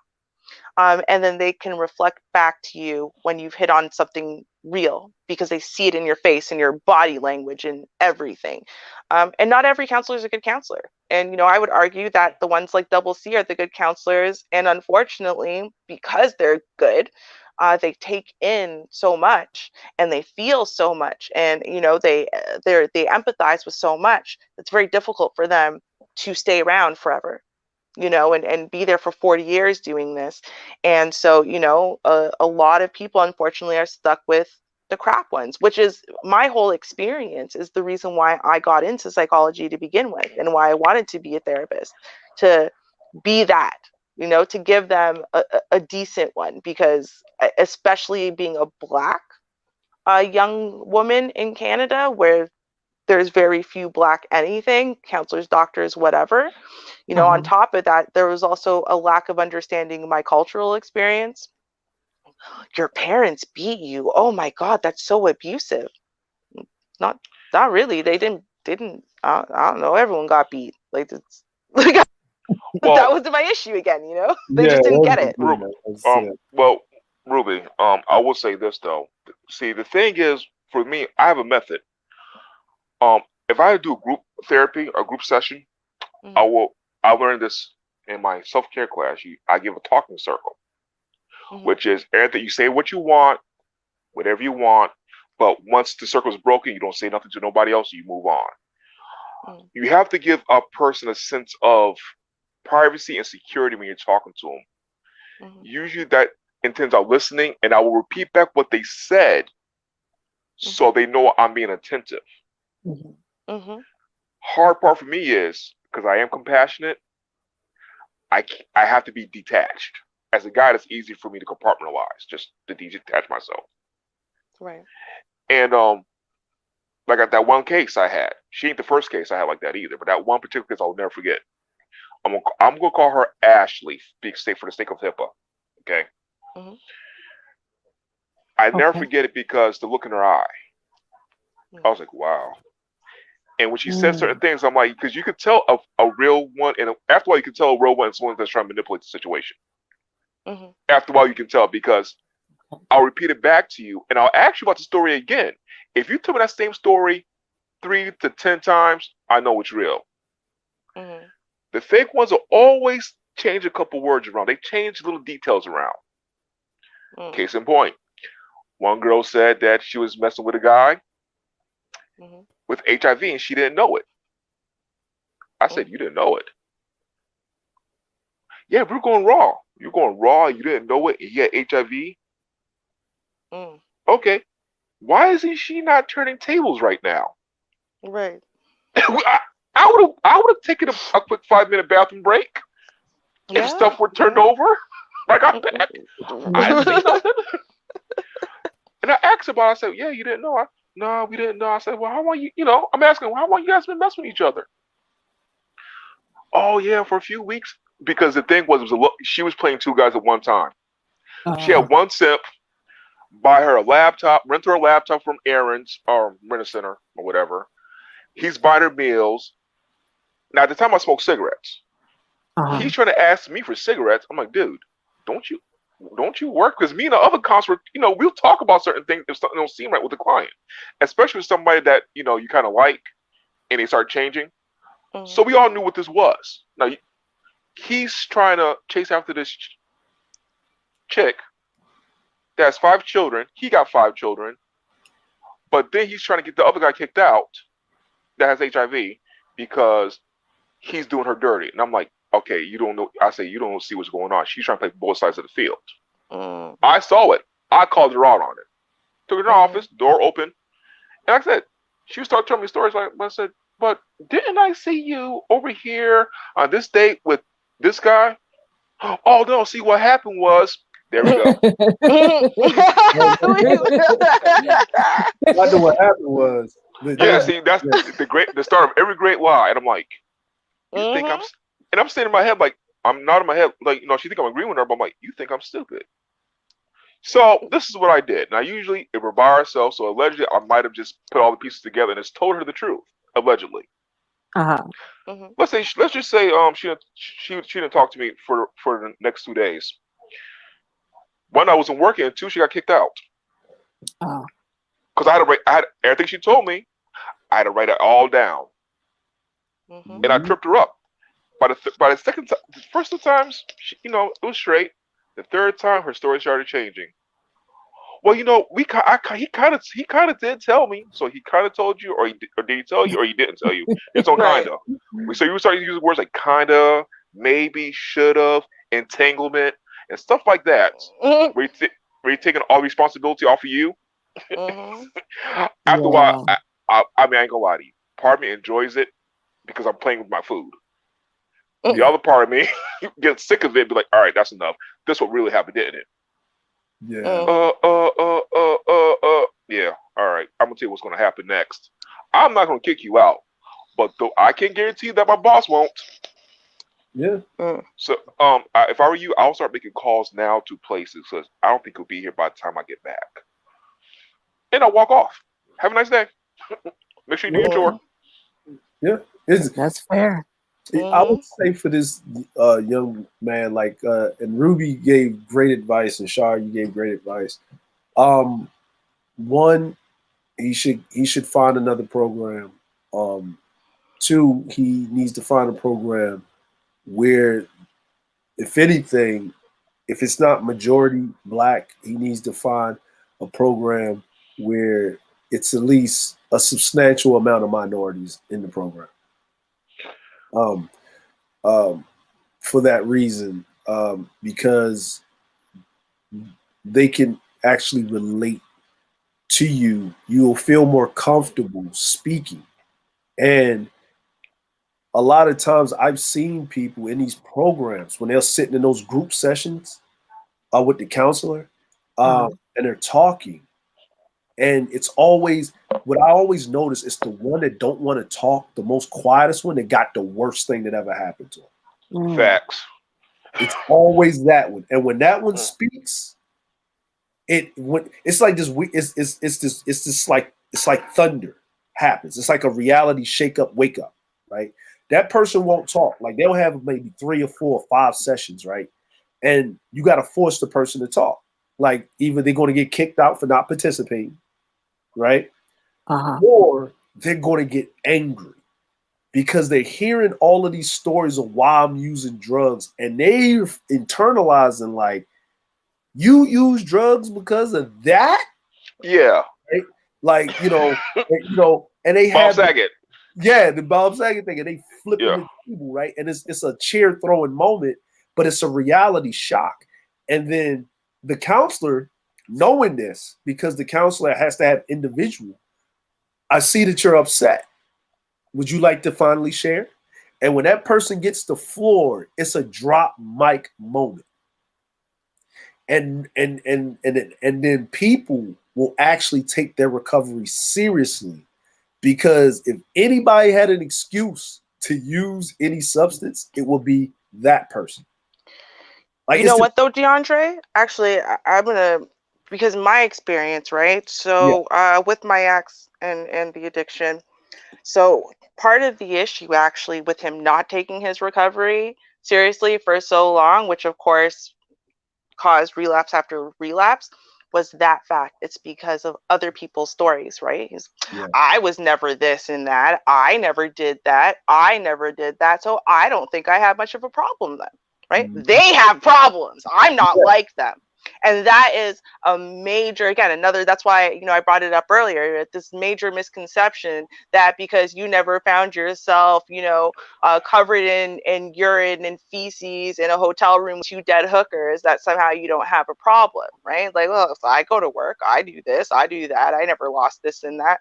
And so people get that in addicts, because addicts' brains, even if they don't realize it, an addict's brain is constantly looking for a way to slowly, even if it takes a day or a week or a month, to lead you back into doing drugs or alcohol. mhm, And so, that starts with the lying to yourself. Well, he's got a real problem. My God, he's got real issues. I don't really have issues. I don't have real problems. Well, then, and they do that false dichotomy thing. So, it can be like on one side, I think it's good for people to be in groups. As weird as this sounds, I think it's better for people to be in groups that are people have like issues. So as in, it's better for people who have cocaine or crack or meth issues to be with other people who are suffering from that and in that recovery versus alcoholism, because you just go through different things. Or people who are on the extreme side of the scale as far as their experiences and whatever, to be together versus the ones that, okay, well, maybe they never got quite that far, but or maybe to us we wouldn't evaluate their situations as being that serious, but to them it's deep. Those people should be together, because I do think that you need to be able to see yourself in the group and in the group experience and relate to it, and just so that way you can use it as motivation. I think if it's too far outside of you, it ends up being not helpful. Yeah, I totally agree with that. It's everybody's rock bottom or problems is all relative to their standard in life, right? Like, rich people got problems. Mm-hmm. They're actually more worse off than poor people, right? It's just that they don't have the problem that poor people have, and that's the basic necessities of life: food, clothing, and shelter, right? Their problem is boredom, right? Or the lack thereof. Like, you ever hear that? Yeah, we might not be rich, but we're happy, right? Mm-hmm. Like, and that is actual true statement and fact. If you take it, it's everybody's happiness is all relative on how they feel about themselves. Like, when you hear about people that have depression, like they can have everything and they're still depressed, and you're like, what you depressed about? I'm depressed about my stomach hitting my back and these ramen noodles, bro. Like, what you talking about, right? But it's that that grass is greener on the other side of the fence, and people use different things to associate medicate, right? Right. Like when you said someone said that heroin feel like warm hugs. Mm-hmm. It feels like warm hugs. Or people that take LSD or something like that, or mushrooms or whatever. It's for them to escape their body, and they get trapped, and they like walking in that weird world until they have a bad trip, right? Mm-hmm. And then they're bouncing off the walls in a loony bin, or they're using another drug to counteract that bad trip because they can't go back, they can't go to sleep because that drug took them into a lucid area of their brain, and they want and everything can be addictive to a point, everything can be addictive. Like, everybody can have an addiction thing. And remember you saying earlier about people that have addiction in their family, and they're more susceptible to addiction themselves, and that's because the tolerance, like, you have a built up tolerance of addiction, right? So, give you a perfect example, right? My mom and dad, they sold drugs, right? And my mom, she she did drugs or whatever, right? Now, when she was pregnant, she didn't smoke, she didn't do any drugs when she was pregnant, but her DNA genome was already altered by her doing whatever drugs at the time, right? Mm-hmm. Alcohol or whatever. So, by proxy, I have a built up tolerance to drugs. Like, it's a natural order of things. I have a built up tolerance. I can drink. I have no problem with drinking, but I'll also make a conscious effort not to have it habit form, right? Right. Like, and I have rules. If I'm angry, upset, mad, pissed off, having a bad day, I don't drink at all. Mm-hmm. Like, at all. I don't care what. I'll take a walk. I'll go work out. I'll go do something else, because my fear is the my fear is getting addicted to something. Period. End of story. Like, I don't want to get addicted to nothing. I'll do stuff for a while, even in my behaviors, and I'll just stop doing it. I'll switch the days around that I'm doing something, because it's that innate fear, because I know that I have a high tolerance level for certain things. And then when you get addicted, you're stuck. Like, it's just, you got to do this every day, all the time, all the time. And you know, growing up, seeing that, just seeing people that could be great, but that addiction just got them on loop. Right. Like it's the most, it's the saddest, angriest, like, thing that you can ever, like, if you've been in that world, you see it, right? But then here's the other thing, because, you know, being in the drug dealer side of the game that helps cause this addiction, right? Drug dealers don't go tackling people and shoving drugs in them. Nope. It's a choice. It's a choice. At the end of the day, it's a choice, right? So, and that's why they have those rules, like, you know, like those commandments, those crack commandments. You know, you never get high on your own supply.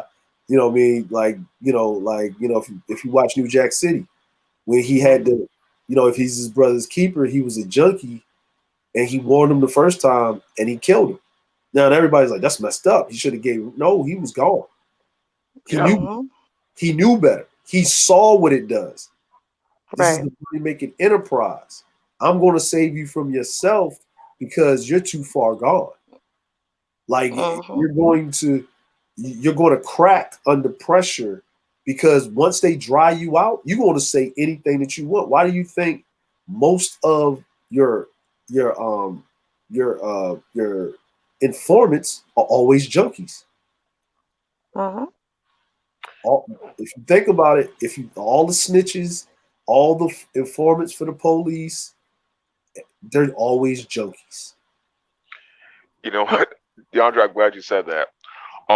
Because some of these places, a lot of them like cigarettes. So a lot of them have designated smoke breaks, a lot of halfway houses or detox places. So they come to the shelter where we're more lax with that, right? And they haven't had a cigarette in a month or 2 weeks. I used to keep a pack of cigarettes just for the people, just to get information out of them. Oh, you don't want to talk? I got this Newport for free right here. I got you 2 Newports. So what happened? And they'll start singing their life story. I'm like, man, you just sold this person up for. It's like, God damn. That loose for a Klondike. That Wow. loose cigarette. Even though I smoke, I used to keep a pack. I used to buy a pack of Salems just for them. Keep it in the drawer. They come in.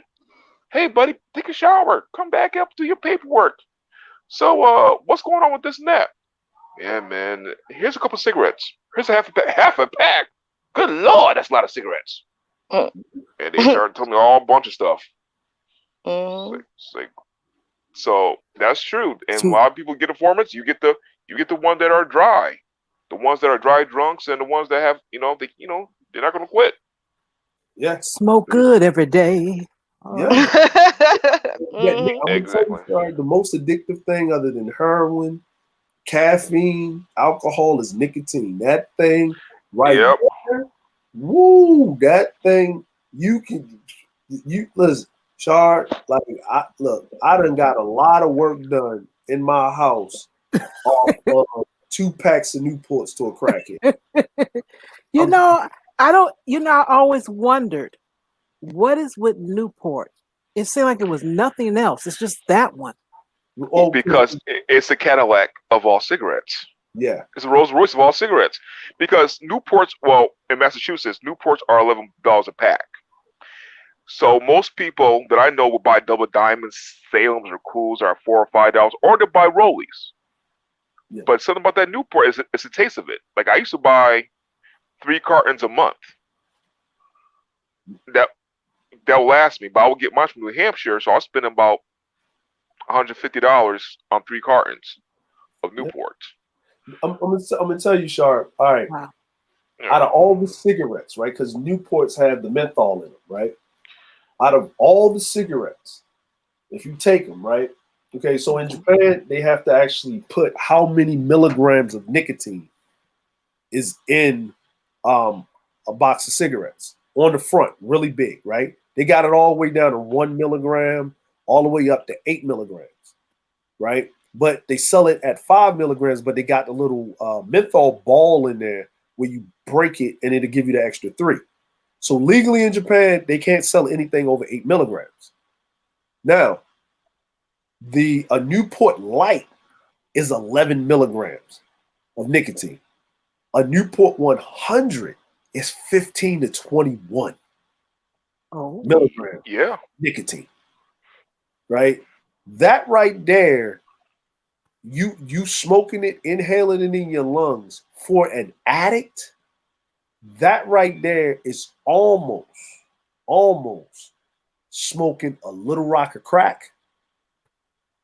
It gives you almost that same feeling. And this is what I heard from these addicts. That's why when they're in between it and they can't like get their hands on whatever they need, they'll be chain smoking. They'll be smoking. They'll come in there. Hey man, let me. You'll see them shaking, right? Eyes yellow. Hey man, hey, can I get some change, man? Can I get some change, man? What you gonna do with change, man? You can't get no crack, no change. Nah, man, come on, give me some change. And you give them some. Man, can you give me some change? Come on, please. And you just give them the change, right? Man, I'm tweaking, right? And then they'll run in the store, and they'll put the change on the counter. And then the Korean lady or the Korean guy that's running the little store that's in Baltimore, what you want? You know what I need? You know, I need give me. All right. And then they'll take the change, put it in the little, the change bucket thing, and they don't even count the change. They'll throw them like 5 Lucy's out of a pack. They'll throw them 5 Lucy's out the pack and do the run outside that, and he won't even get almost out of the store. And you'll hear the Korean person yelling, "Don't smoke in my store! Get off the step!" Like yelling. And they'll get around that corner and they'll light up that cigarette and they'll hit the floor. You know what though? A lot of those cigarette places, they'll sell fake cigarettes, right? So they be in a Newport pack, but I always look for that stamp on the bottom of it. I was like, okay, they repack these. These are Lucy's. These don't taste like Newports. Yeah. But those crack fiends, they see the Newport box. It's Newport. Well, you know what? I'm gonna add an extra element here. As a veteran smoker of 16 years, boy, did I like cigarettes. I smoked because I liked smoking. I didn't smoke because I was addicted. I smoked because I genuinely enjoyed smoking. Enjoyed it. And in fact, I still vape now. I enjoy the whole process. I really do. Now, with that being said, I'll tell you a couple things about cigarettes.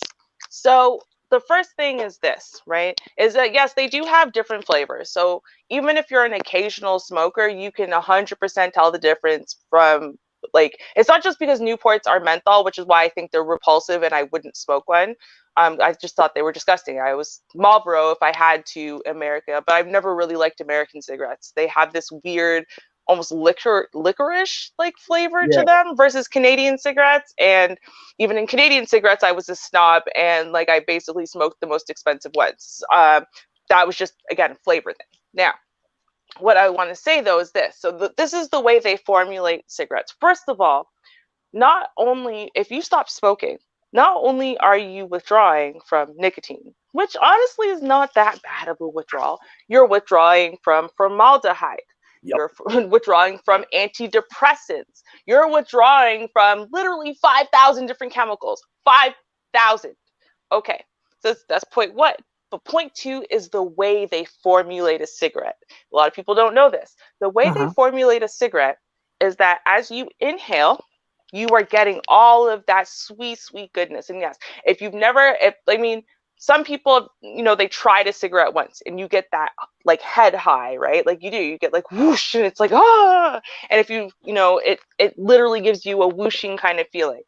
Now, here's the thing. As soon as you blow out, you are already withdrawing from all of those chemicals. That's the way that they formulate cigarettes. They formulate a cigarette in such a way that the only time you are at maximum of any of the chemicals and minerals inside of a cigarette is on the inhale.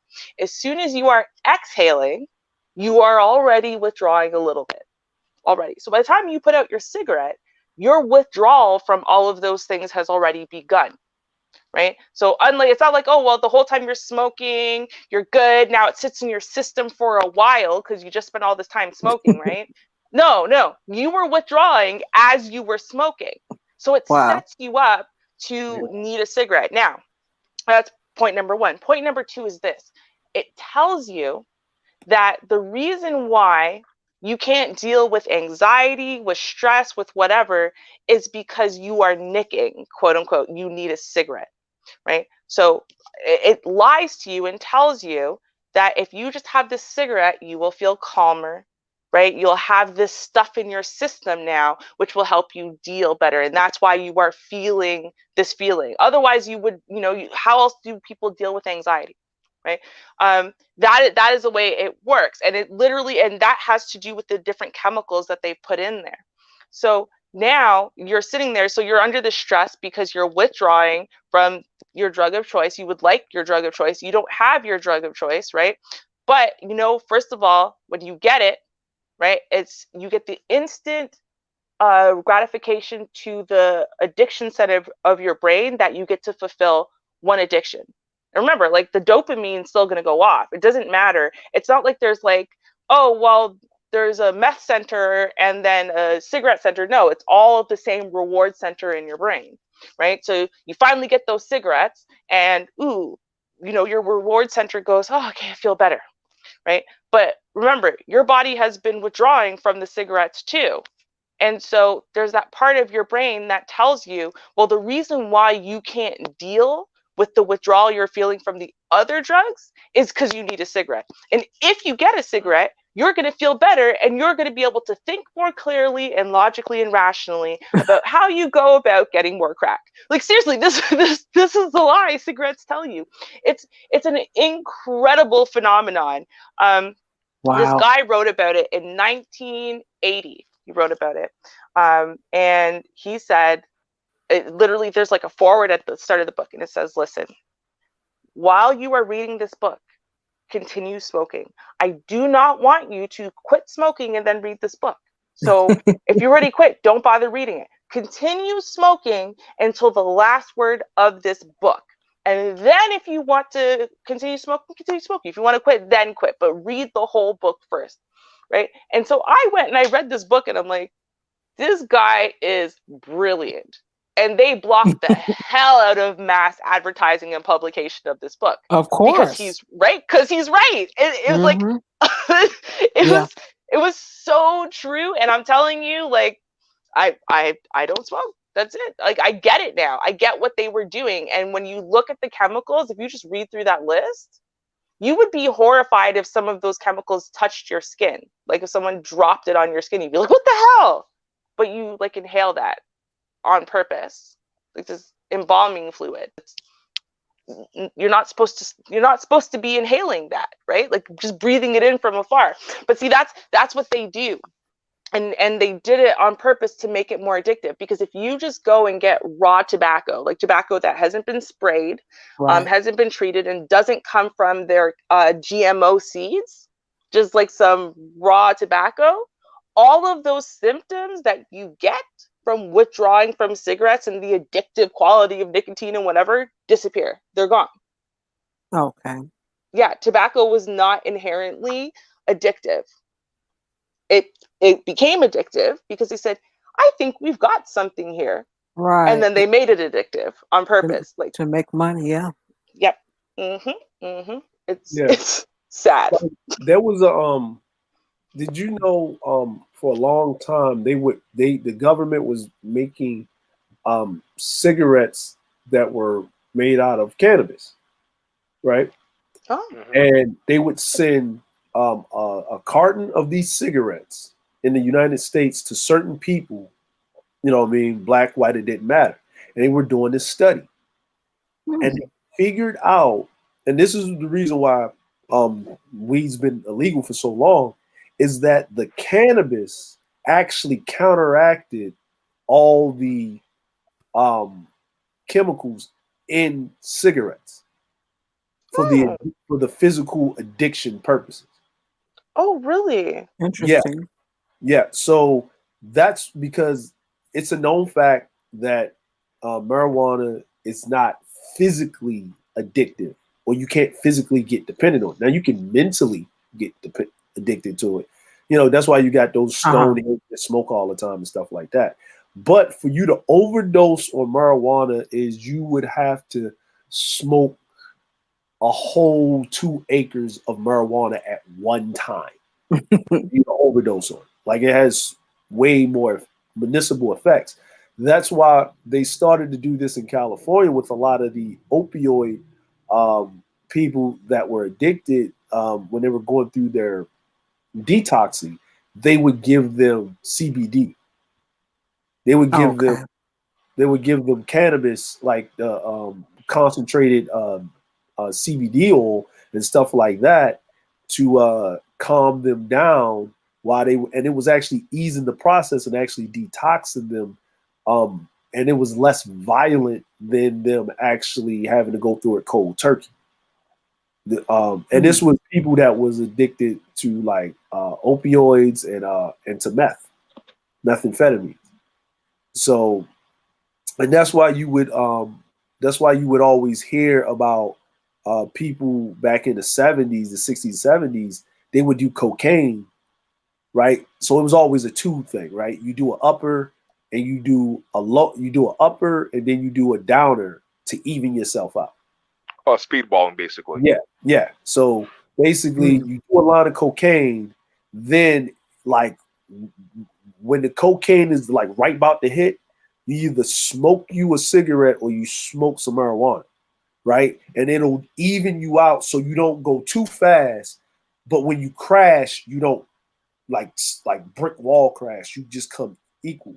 And that's why you always hear a lot of people that did a lot of cocaine, they would do Quaaludes so they can get to sleep because the mind is still racing and everything and stuff like that. Giving yourself a break, because people are going those drug binges and they'll be up for like 3, 4, 5, 6 days straight. Just honestly, you're right, because when my dad did coke with my uncles or some friends, 8 days in the basement straight, be awake. Then go to work.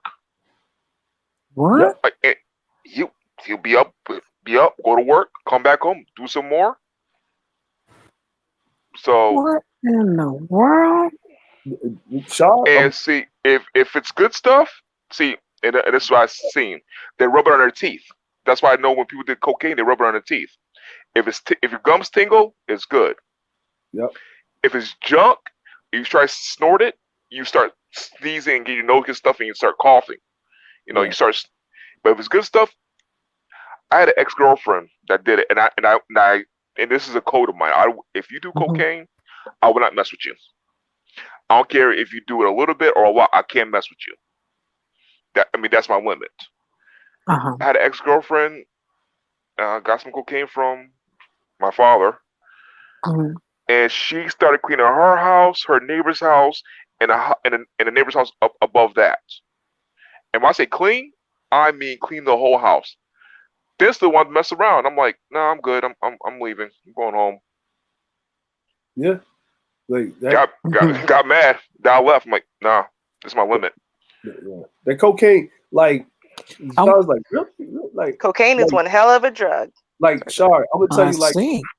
listen, between the 60s and the 90s, when America was in that made in America, right? Look, cocaine, right, was the drug that energized America. And when I mean energized America, you got to think about it.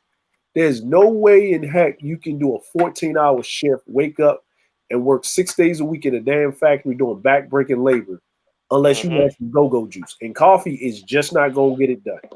And it was a known thing. Cocaine cola.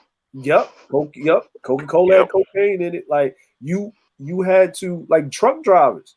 Like, when they started piss testing truck drivers and they couldn't do cocaine, because that's what keep them up. They do a line of cocaine at a truck stop. That dude driving, eyes bloodshot. He going. He Or they have the cocaine spoon around their neck. Yep. Or Or well, I know some cats, these Vietnamese cats, what they did was they leave their they let their nails grow out. Their Yep. pinky nail, they let it grow out. Scoop it up, take a Yep. couple bumps, and keep going. I'm like, But like, I want us to think about this from the perspective of cocaine cola. Like, you go buy it at the store and give it to your yeah, children and your family. But I Yeah. also want us to think about it as a prescription, because it was, Yeah. and also in the Yeah. medical field, because it does have a numbing effect. So they were using it to do surgeries, right? Yeah. Because they Yeah. could numb the area to sew you up or whatever, right? Just put pure cocaine right into your bloodstream. Here you go.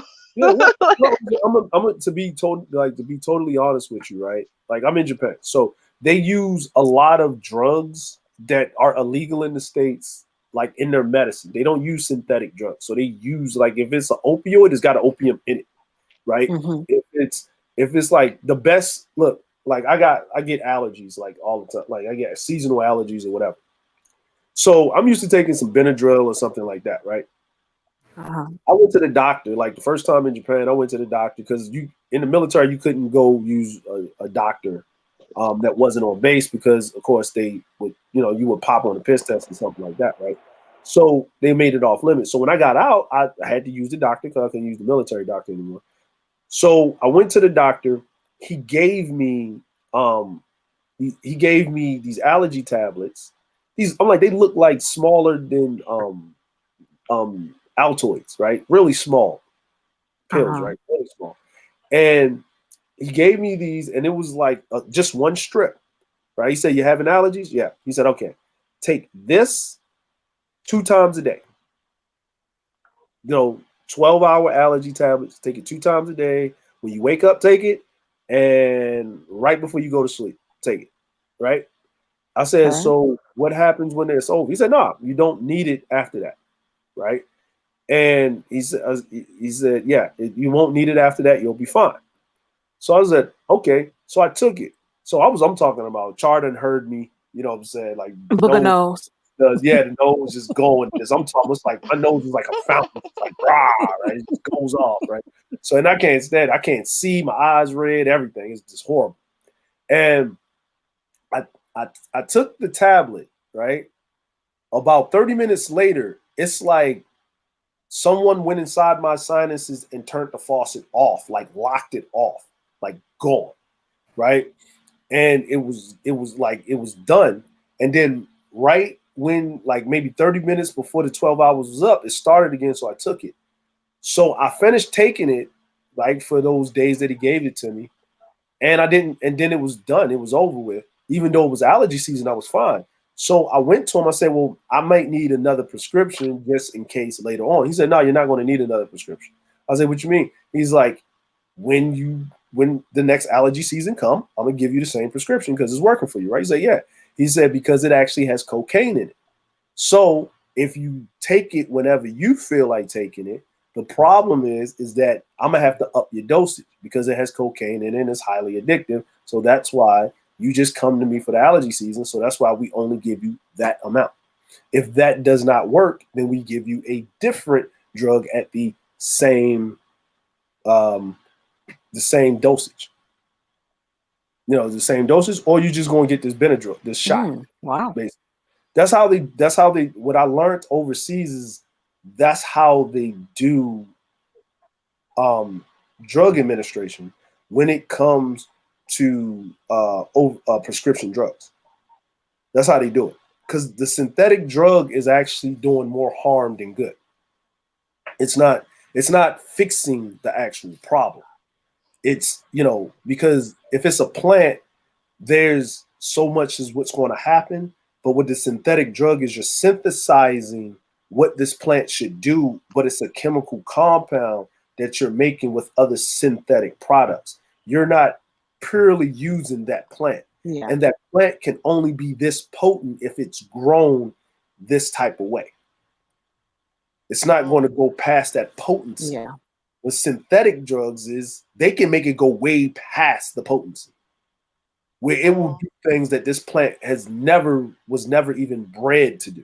Like it would take, like if you take a synthetic opioid compared to opium, that means that opium plant to get to that level would have to evolve over hundreds of thousands of years to get to that synthetic point in the chain where they have it at. That's true. I've always wondered, right? Because obviously I take opioids, prescription opioids, Yeah, for the record, everyone. But because I take them, right? And actually I did a whole entire I think it was like 20 something pages report literally on addiction for this reason, because I thought it was interesting that being an alcoholic, I could take opioids for years, have no addiction, have a physical dependence, right? I can't just stop them tomorrow with no symptoms, but I don't mind just if I not in pain, I could just not take them. Oh, you got a little bit of the runs and stuff, but you're fine. Like psychologically, I'm fine. Meanwhile, to this day, you crack a beer in my presence, I get that, like, I need to drink it. I get that I need to drink it, feeling the anxiety, the you want it, I can imagine the sound of it, everything, right? To this day. And it's been like 10 years. So, I thought it was really an interesting factor. And so, thinking about it, because, like when you think about synthetic opioids, you have oxycodone, right? But then you have Vicodin, you have morphine, you have a bunch of different drugs, and all of these drugs have a different effect on the body as far as when you take them, the way they make you feel, and therefore their effectiveness as well. Though I've noticed there's definitely a difference. So like even like there's a Hycodan. This is liquid Vicodin, and it's a cough syrup. I know this because I was prescribed it once for a really bad cough. I couldn't stop coughing no matter what. I didn't realize it was liquid Vicodin. And I'm like, I told these idiots I was on oxycodone. Why would you give me liquid Vicodin too? Like, I feel like I'm going to die, right? Like this is bad. Stop the coughing though. But my point is that, it made me feel different, made me feel tired and loopy and whatever. And then, morphine makes me feel a different way than oxycodone does. And, all these drugs make you feel different, so it's not just about pain relief, because there is an actual feeling to them. And I'm like, well, if they're all synthesized from opium, you would think in theory then that they would all make you feel the same. And the fact that they don't, some of them make you feel like, I guess, like oxycodone, I guess if you were to compare it, it would be more like cocaine. It just makes you feel more awake and alert, if anything. It doesn't make you feel drowsy or, loopy or whatever. Whereas in morphine, anyone who's been on morphine, it makes you feel drunk, right? So like, why would they have such dramatic differences on the body unless other things that are being added in were a major factor? So then it always made me wonder, like, I wonder what the original effect of opium is. Like, I wonder if I were to go and take like the original opium, straight opium, what would it feel like? Because, would it feel more like oxycodone? Would it feel like Vicodin? Would it feel like morphine? Would it feel like this? Would it feel like that? Would you go up? Would you go down? Would you be clear? Would you be drunk? Like, I wonder what it would be, because we don't really have any idea of stuff like that in the Western world because it's illegal, like banned to all hell. Like, yeah, sure, heroin's illegal, but it's not illegal the way opium's illegal. Like, Yeah. you can't find opium. Well, like opium is like the say instance, right? With opium, they got this. They what opium is, it's a term called chasing the dragon, right? Mm-hmm. They used to have opium houses all over like England and Europe and whatever, right? And they used to have some in the United States, but mainly in England and stuff like that, because opium comes from like Afghanistan and Manchuria, parts of China and stuff like that. Mm-hmm. So opium is highly addictive, but the way that you use opium really is you smoke opium, right? You gotta smoke it, right? And the thing is with opium is basically it gives you this feeling of cloud walking, like you're walking on the clouds, like you're going into a deep trance in an area, right? So did you see that movie Inception? Yes. Yeah, right. So it's basically that when you're doing that. Or it was a movie back in the day about Jack the Ripper. They were finding out who Jack the Ripper was and stuff like that. And I think Johnny Depp played in the movie. And he was a great detective, private investigator, but because he had this thing about like with serial killers, he had the way for him to decompress, because he was like a borderline serial killer himself. He just never acted on it, but he could understand how they thought and stuff like that, right? Just by watching it. I forgot what they call them, criminal psychologists or something like that, prognosticators or whatever, right? And he would smoke opium, right? He would be in the opium houses. And that's why in the opium houses, they would have like this area of pillows and stuff, and you would sit in your own little area so you could just lay back and smoke and just look into nothing. Your eyes roll back into your head and whatever. But it's a pain killer. It's a painkiller, right? That's so what they did was they synthesized the opium, so that's where you get morphine from, right? That's where you get morphine from. That's how you make epinephrine. That's how you make Novocaine, right? That's like that's how and a lot of the drugs that they give you for kids that say they got ADD, right? It comes from opium. It's synthesized. Like a lot of psychiatric drugs are synthesized from opium, but different components of that does the thing. So if you smoke it yourself, you get a mind or brain neural high, and you get a body high. So smoking opium is like you smoke like the most potent weed, and then you took and you ate a moon rock cookie edible at the same time. Okay. Right? And that's like 2 grams of opium will have you high for 3 days. Yeah, it sounds terrible to me because I don't actually like being high, period. Like weed, like nothing, right? I mean, most people do, right? But I don't really like those feelings. So then in and of itself, it sounds terrible. But I guess that's also why, narcotics are not addictive to me. It's the same reason why, like, alcoholics, you're like, oh, you have to stay away from all alcohol. I don't. I have to stay away from beer, because that's my drug of choice is beer. It sounds like people are like, what? But all the different alcohols affect you differently. And I don't like things that mess with my brain. I don't like anything that messes with my ability to think, or the way I think, or the way I see things. Like when you mess with my actual like thought processes, that trips me I don't like it. I find it to be a very terrifying feeling. Right. Whereas in some people, that's exactly what they're looking for. They're looking for something to, mess with their mind in the way that, that altered consciousness kind of thing, mushrooms or even ayahuasca, stuff like that. And I guess, it's all about what kind of pain you're experiencing. And because I guess depending on the kind of pain that you're experiencing, whether it's physical, mental, emotional, whatever it is, right? Because addiction is all about killing some kind of pain, and it's not about killing physical pain. It's about killing emotional, psychological pain. I'm guessing like it's like what aspect of that is haunting you and, has pulled you down into the pit are you trying to drown out? So do you just want to feel good emotionally?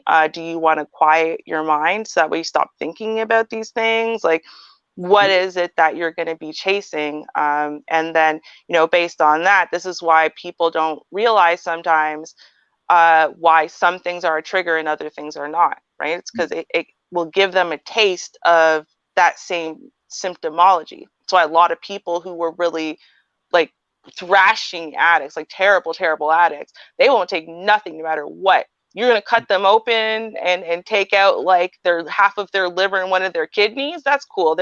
They will not take pain medication at all, even if they were alcoholics, because they can't risk it. Yeah, it is. And that's a thing, and that's understandable, because in a bigger thing, like people's addictions or problems, like there's different reasons, different levels. Like when you look at a person that got a good home background, right? Like and when they admit, no, my parents were great, like but how did you get addicted to drugs, right? Let's just say they were like an artist, like an actor or a musician or something like that, right? And it was like they learned how to be a musician They were taught. Like, they had the talent for it, but they were taught. But for some reason or another, one day they happened to be out there tripping on some drugs or something, or it was offered to them, and they wrote some of the best music ever in their life, Mhm. right? Because they were able to tap into that side of the brain that's been in a cage, that's been shackled, right? With musicians and artists, when they smoke, like you see, like, Snoop, or you see all these artists, they're smoking weed, whatever they're doing. They're doing this for a simple reason. You're your most creative when you're a child. When you get older, you start getting more shackles put on you from society and culture and how to move, right? Mhm. When you smoke, or you smoke weed, and I'm just saying from a weed standpoint, because I don't smoke weed, right? So I don't know about any other drugs other than drinking, but I'm more of a smoker of weed than drinking, right? But you get in this place, this giddiness in your creative sense, depending on what strand of marijuana that you're smoking. There's one for creativity, there's one for pain, and then there's a blend, right? So if you're going to be creative, you get the one that's creative. It jogs your creativity. So when you smoke that, everything goes out the window, right? You just concentrate on your creative sense. You have so much creative stuff flowing through your brain. It's ridiculous, right? See, and I can't do that because Yeah. when weed makes me more creative, I start creating all the ways that I'm currently dying, and or that I need to run away because of much. Like, I'm telling you, like, weed makes everyone else like something that I don't understand because I've never experienced it. Weed makes me feel, I think, the way other people are on acid almost. Like, it's not okay. I am positive I'm dying. I get really weird physical symptoms, and like my mind goes to all kinds of very dysfunctional places to be. Like, it's like I don't get to just chill.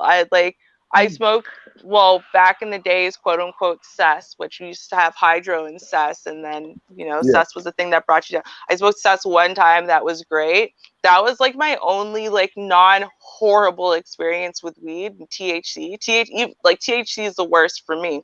So I think you just said, like, it's like, okay, it opens up your creative mind, and I think for some people that's a good thing because it allows them to then output something creative, whereas it turns on me. Like, my creative mind turns on me and then creates a living nightmare in my world, and I can now make it very vivid because I guess I'm not a very imaginative person. Maybe I'm too hyper logical. So then stepping one step out of logical is like creating living nightmares. I don't know.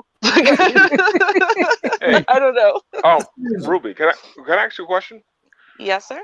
You, and this is a counselor in me. You can tell me to go where I need to go if you don't like the answer question.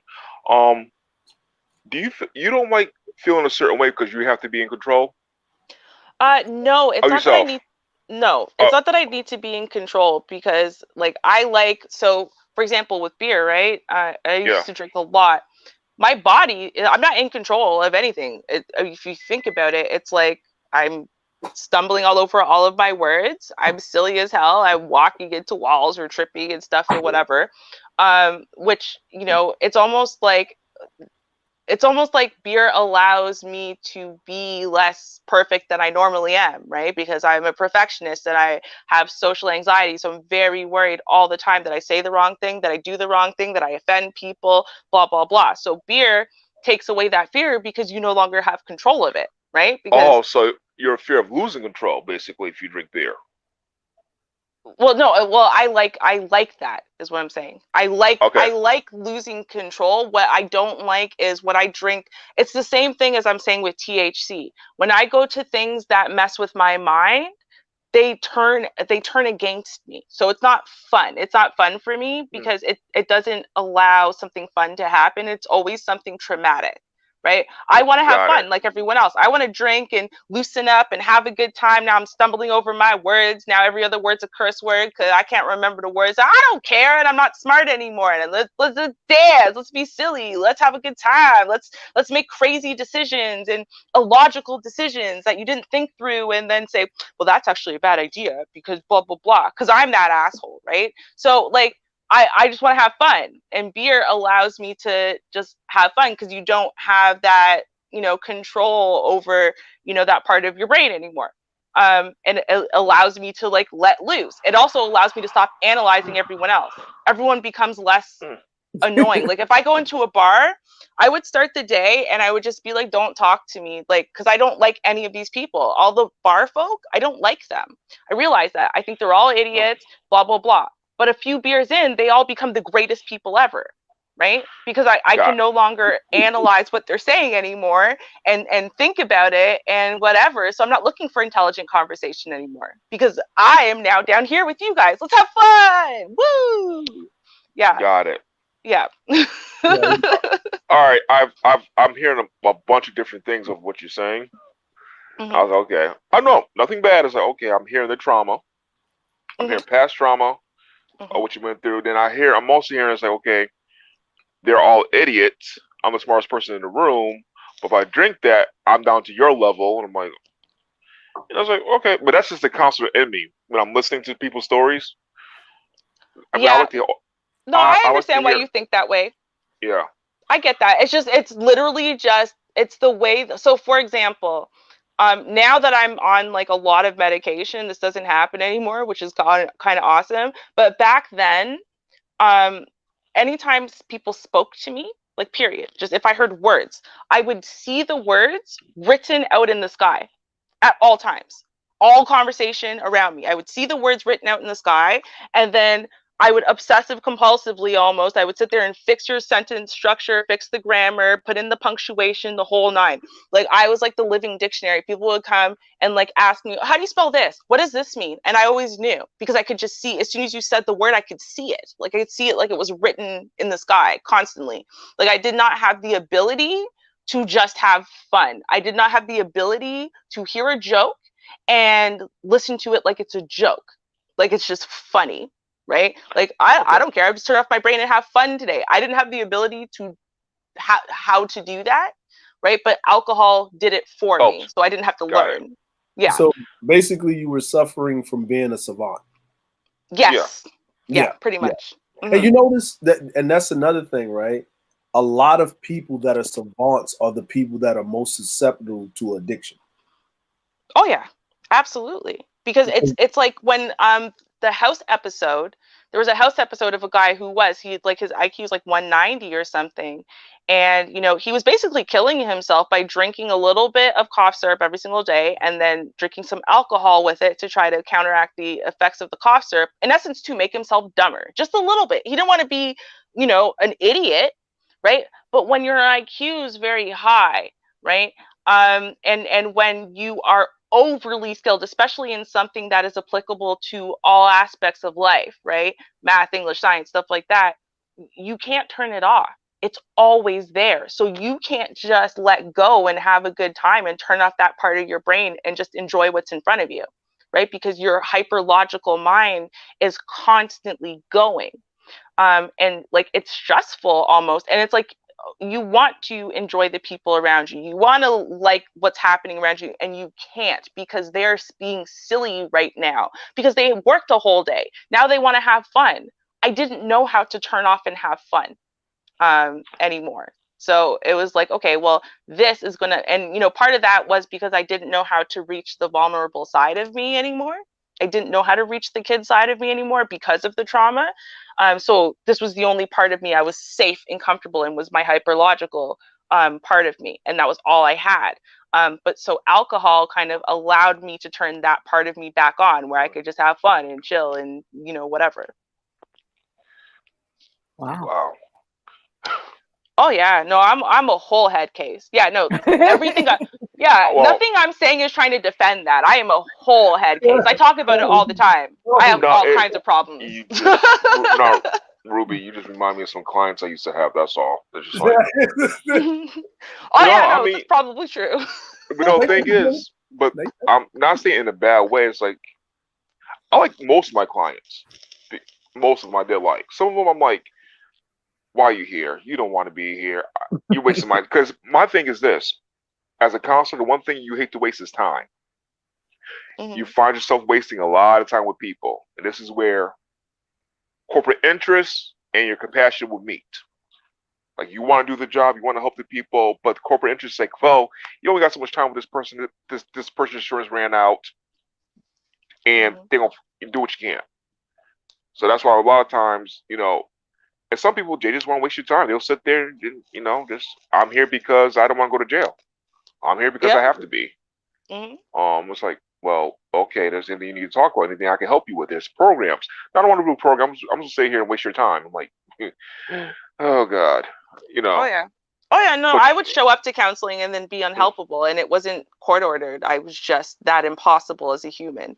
Again, I didn't know how. I literally could not access the part of me that was anything other than hyperlogical. It was a really big problem for a really long time. So for me, the process of getting help was a very long process. And I'm not talking about all the, by the time I started finding good people in my adult years and I knew what to do, it was still a very long process because I didn't know how to be open or vulnerable or helpable. I really didn't. I couldn't even be honest about myself. I was being honest, but there's a difference between being honest and then being honest. Do you know what I mean? I don't know if that, that probably sounded ridiculous. So, actually, it's the difference between being honest with yourself. Now, you be honest about yourself, but to be honest and let yourself be vulnerable. Right, exactly. Right, for example, I could say I'm a very vain person, and so my standard of beauty is me, and I'm incredibly beautiful. Right? I could say that. That is honest. That is an honest to God truth. But here's another thing. I could talk about how insecure I've always felt about how fat my stomach is. It's just never flat and whatever. Because as soon as I talk about that, then I have to tell you about me being insecure, about times that I didn't feel pretty, about blah, blah, blah, blah, blah. Right? So it's like I would just stick to the part that I that felt safe. And it's 100% honest and totally unhelpful. Right? Like that. So it's like... See, a client like you, right? A client like you be honest, but I'll find a thread to stitch it. Like, okay, I'll give you an example. My wife, we first started dating. She had some concerns about, her weight, whatever, and the way she looked. And all I said to her was this, just to take it off the table. Because she was honest about one thing, but she showed me insecurity. I said, okay, well then, clothing's optional. She said, what you just say to me? We're in a restaurant. Don't care. But it got her out of that. For a second, it shocked her enough to be like, what? Yeah. But I've done that with my clients, not in that way. In that way. But if you're hyper intelligent or whatever, everybody gives themselves away. You have to pay attention to the details. Usually the interface or certain habits they have. They're microtells. But you have to train yourself to do that. Like you said, I'm a very beautiful woman. Okay, all right, that's cool. But I have insecurities about my stomach because I don't like the way it looks. Well, why don't you like the way it looks? Well, it's kind of doughy and rubbery, and well, what can we do about that? I'll try to build off a conversation off of that alone. Now, to be honest with you, that's taxing. That is mentally taxing. Oh yeah, especially because you're you could ask DeAndre, you could ask Char, you could ask anyone. When you talk to Ruby, you are in a constant logical war. Debate, discussion. I am ready to go. Let's do it. But Ruby, most men are logical anyway. I said, man can handle that, a logical debate. When I say taxing, it's mostly taxing because now I got to pull teeth. To get you, well, you'd have to get to the teeth. I wouldn't have given you the tooth to pull to begin with. See, that's what I'm saying. You would have to find that. Good luck. You would have given the gift war the other day. Sorry. Listen, if I found a magical combination of words like a safe combination, you would have given it to me. But everybody's different. Some people are hard to get. Accept your challenge, sir. I was so serious. Email me. Ruby at classicruby.com. I accept your challenge, sir. Let's see if you can break the impenetrable wall. Well, take her up on that channel, Double C. Take her up on that challenge. Yes. Oh, come on. Mm-hmm. I got $300 on Ruby. See, I told you. They know. I don't argue with Ruby. Ruby wins all the time. Whatever she says, okay, you right. Yep. And we're gonna. I don't need to argue. I did that. We're going to end the show right here. All right. I know. Forget all of that. We're about to end the show 40. Right here, and okay. Yeah. Congratulations. All right. And many more. We're ending the show right here, and I want to thank you so much for joining in. I really appreciate it. We had a great conversation. Mm-hmm. And tomorrow we have what is called article reactions, and that is at 6:30 p.m. tomorrow. So if you're interested, come on through. If you don't know what I'm talking about, this is what I'm talking about.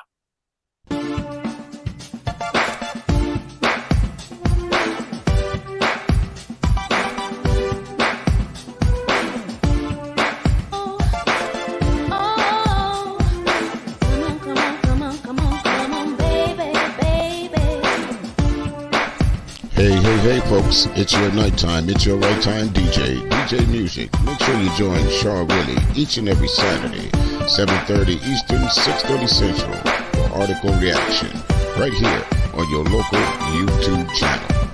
Don't forget, like, share, subscribe to Article Reaction.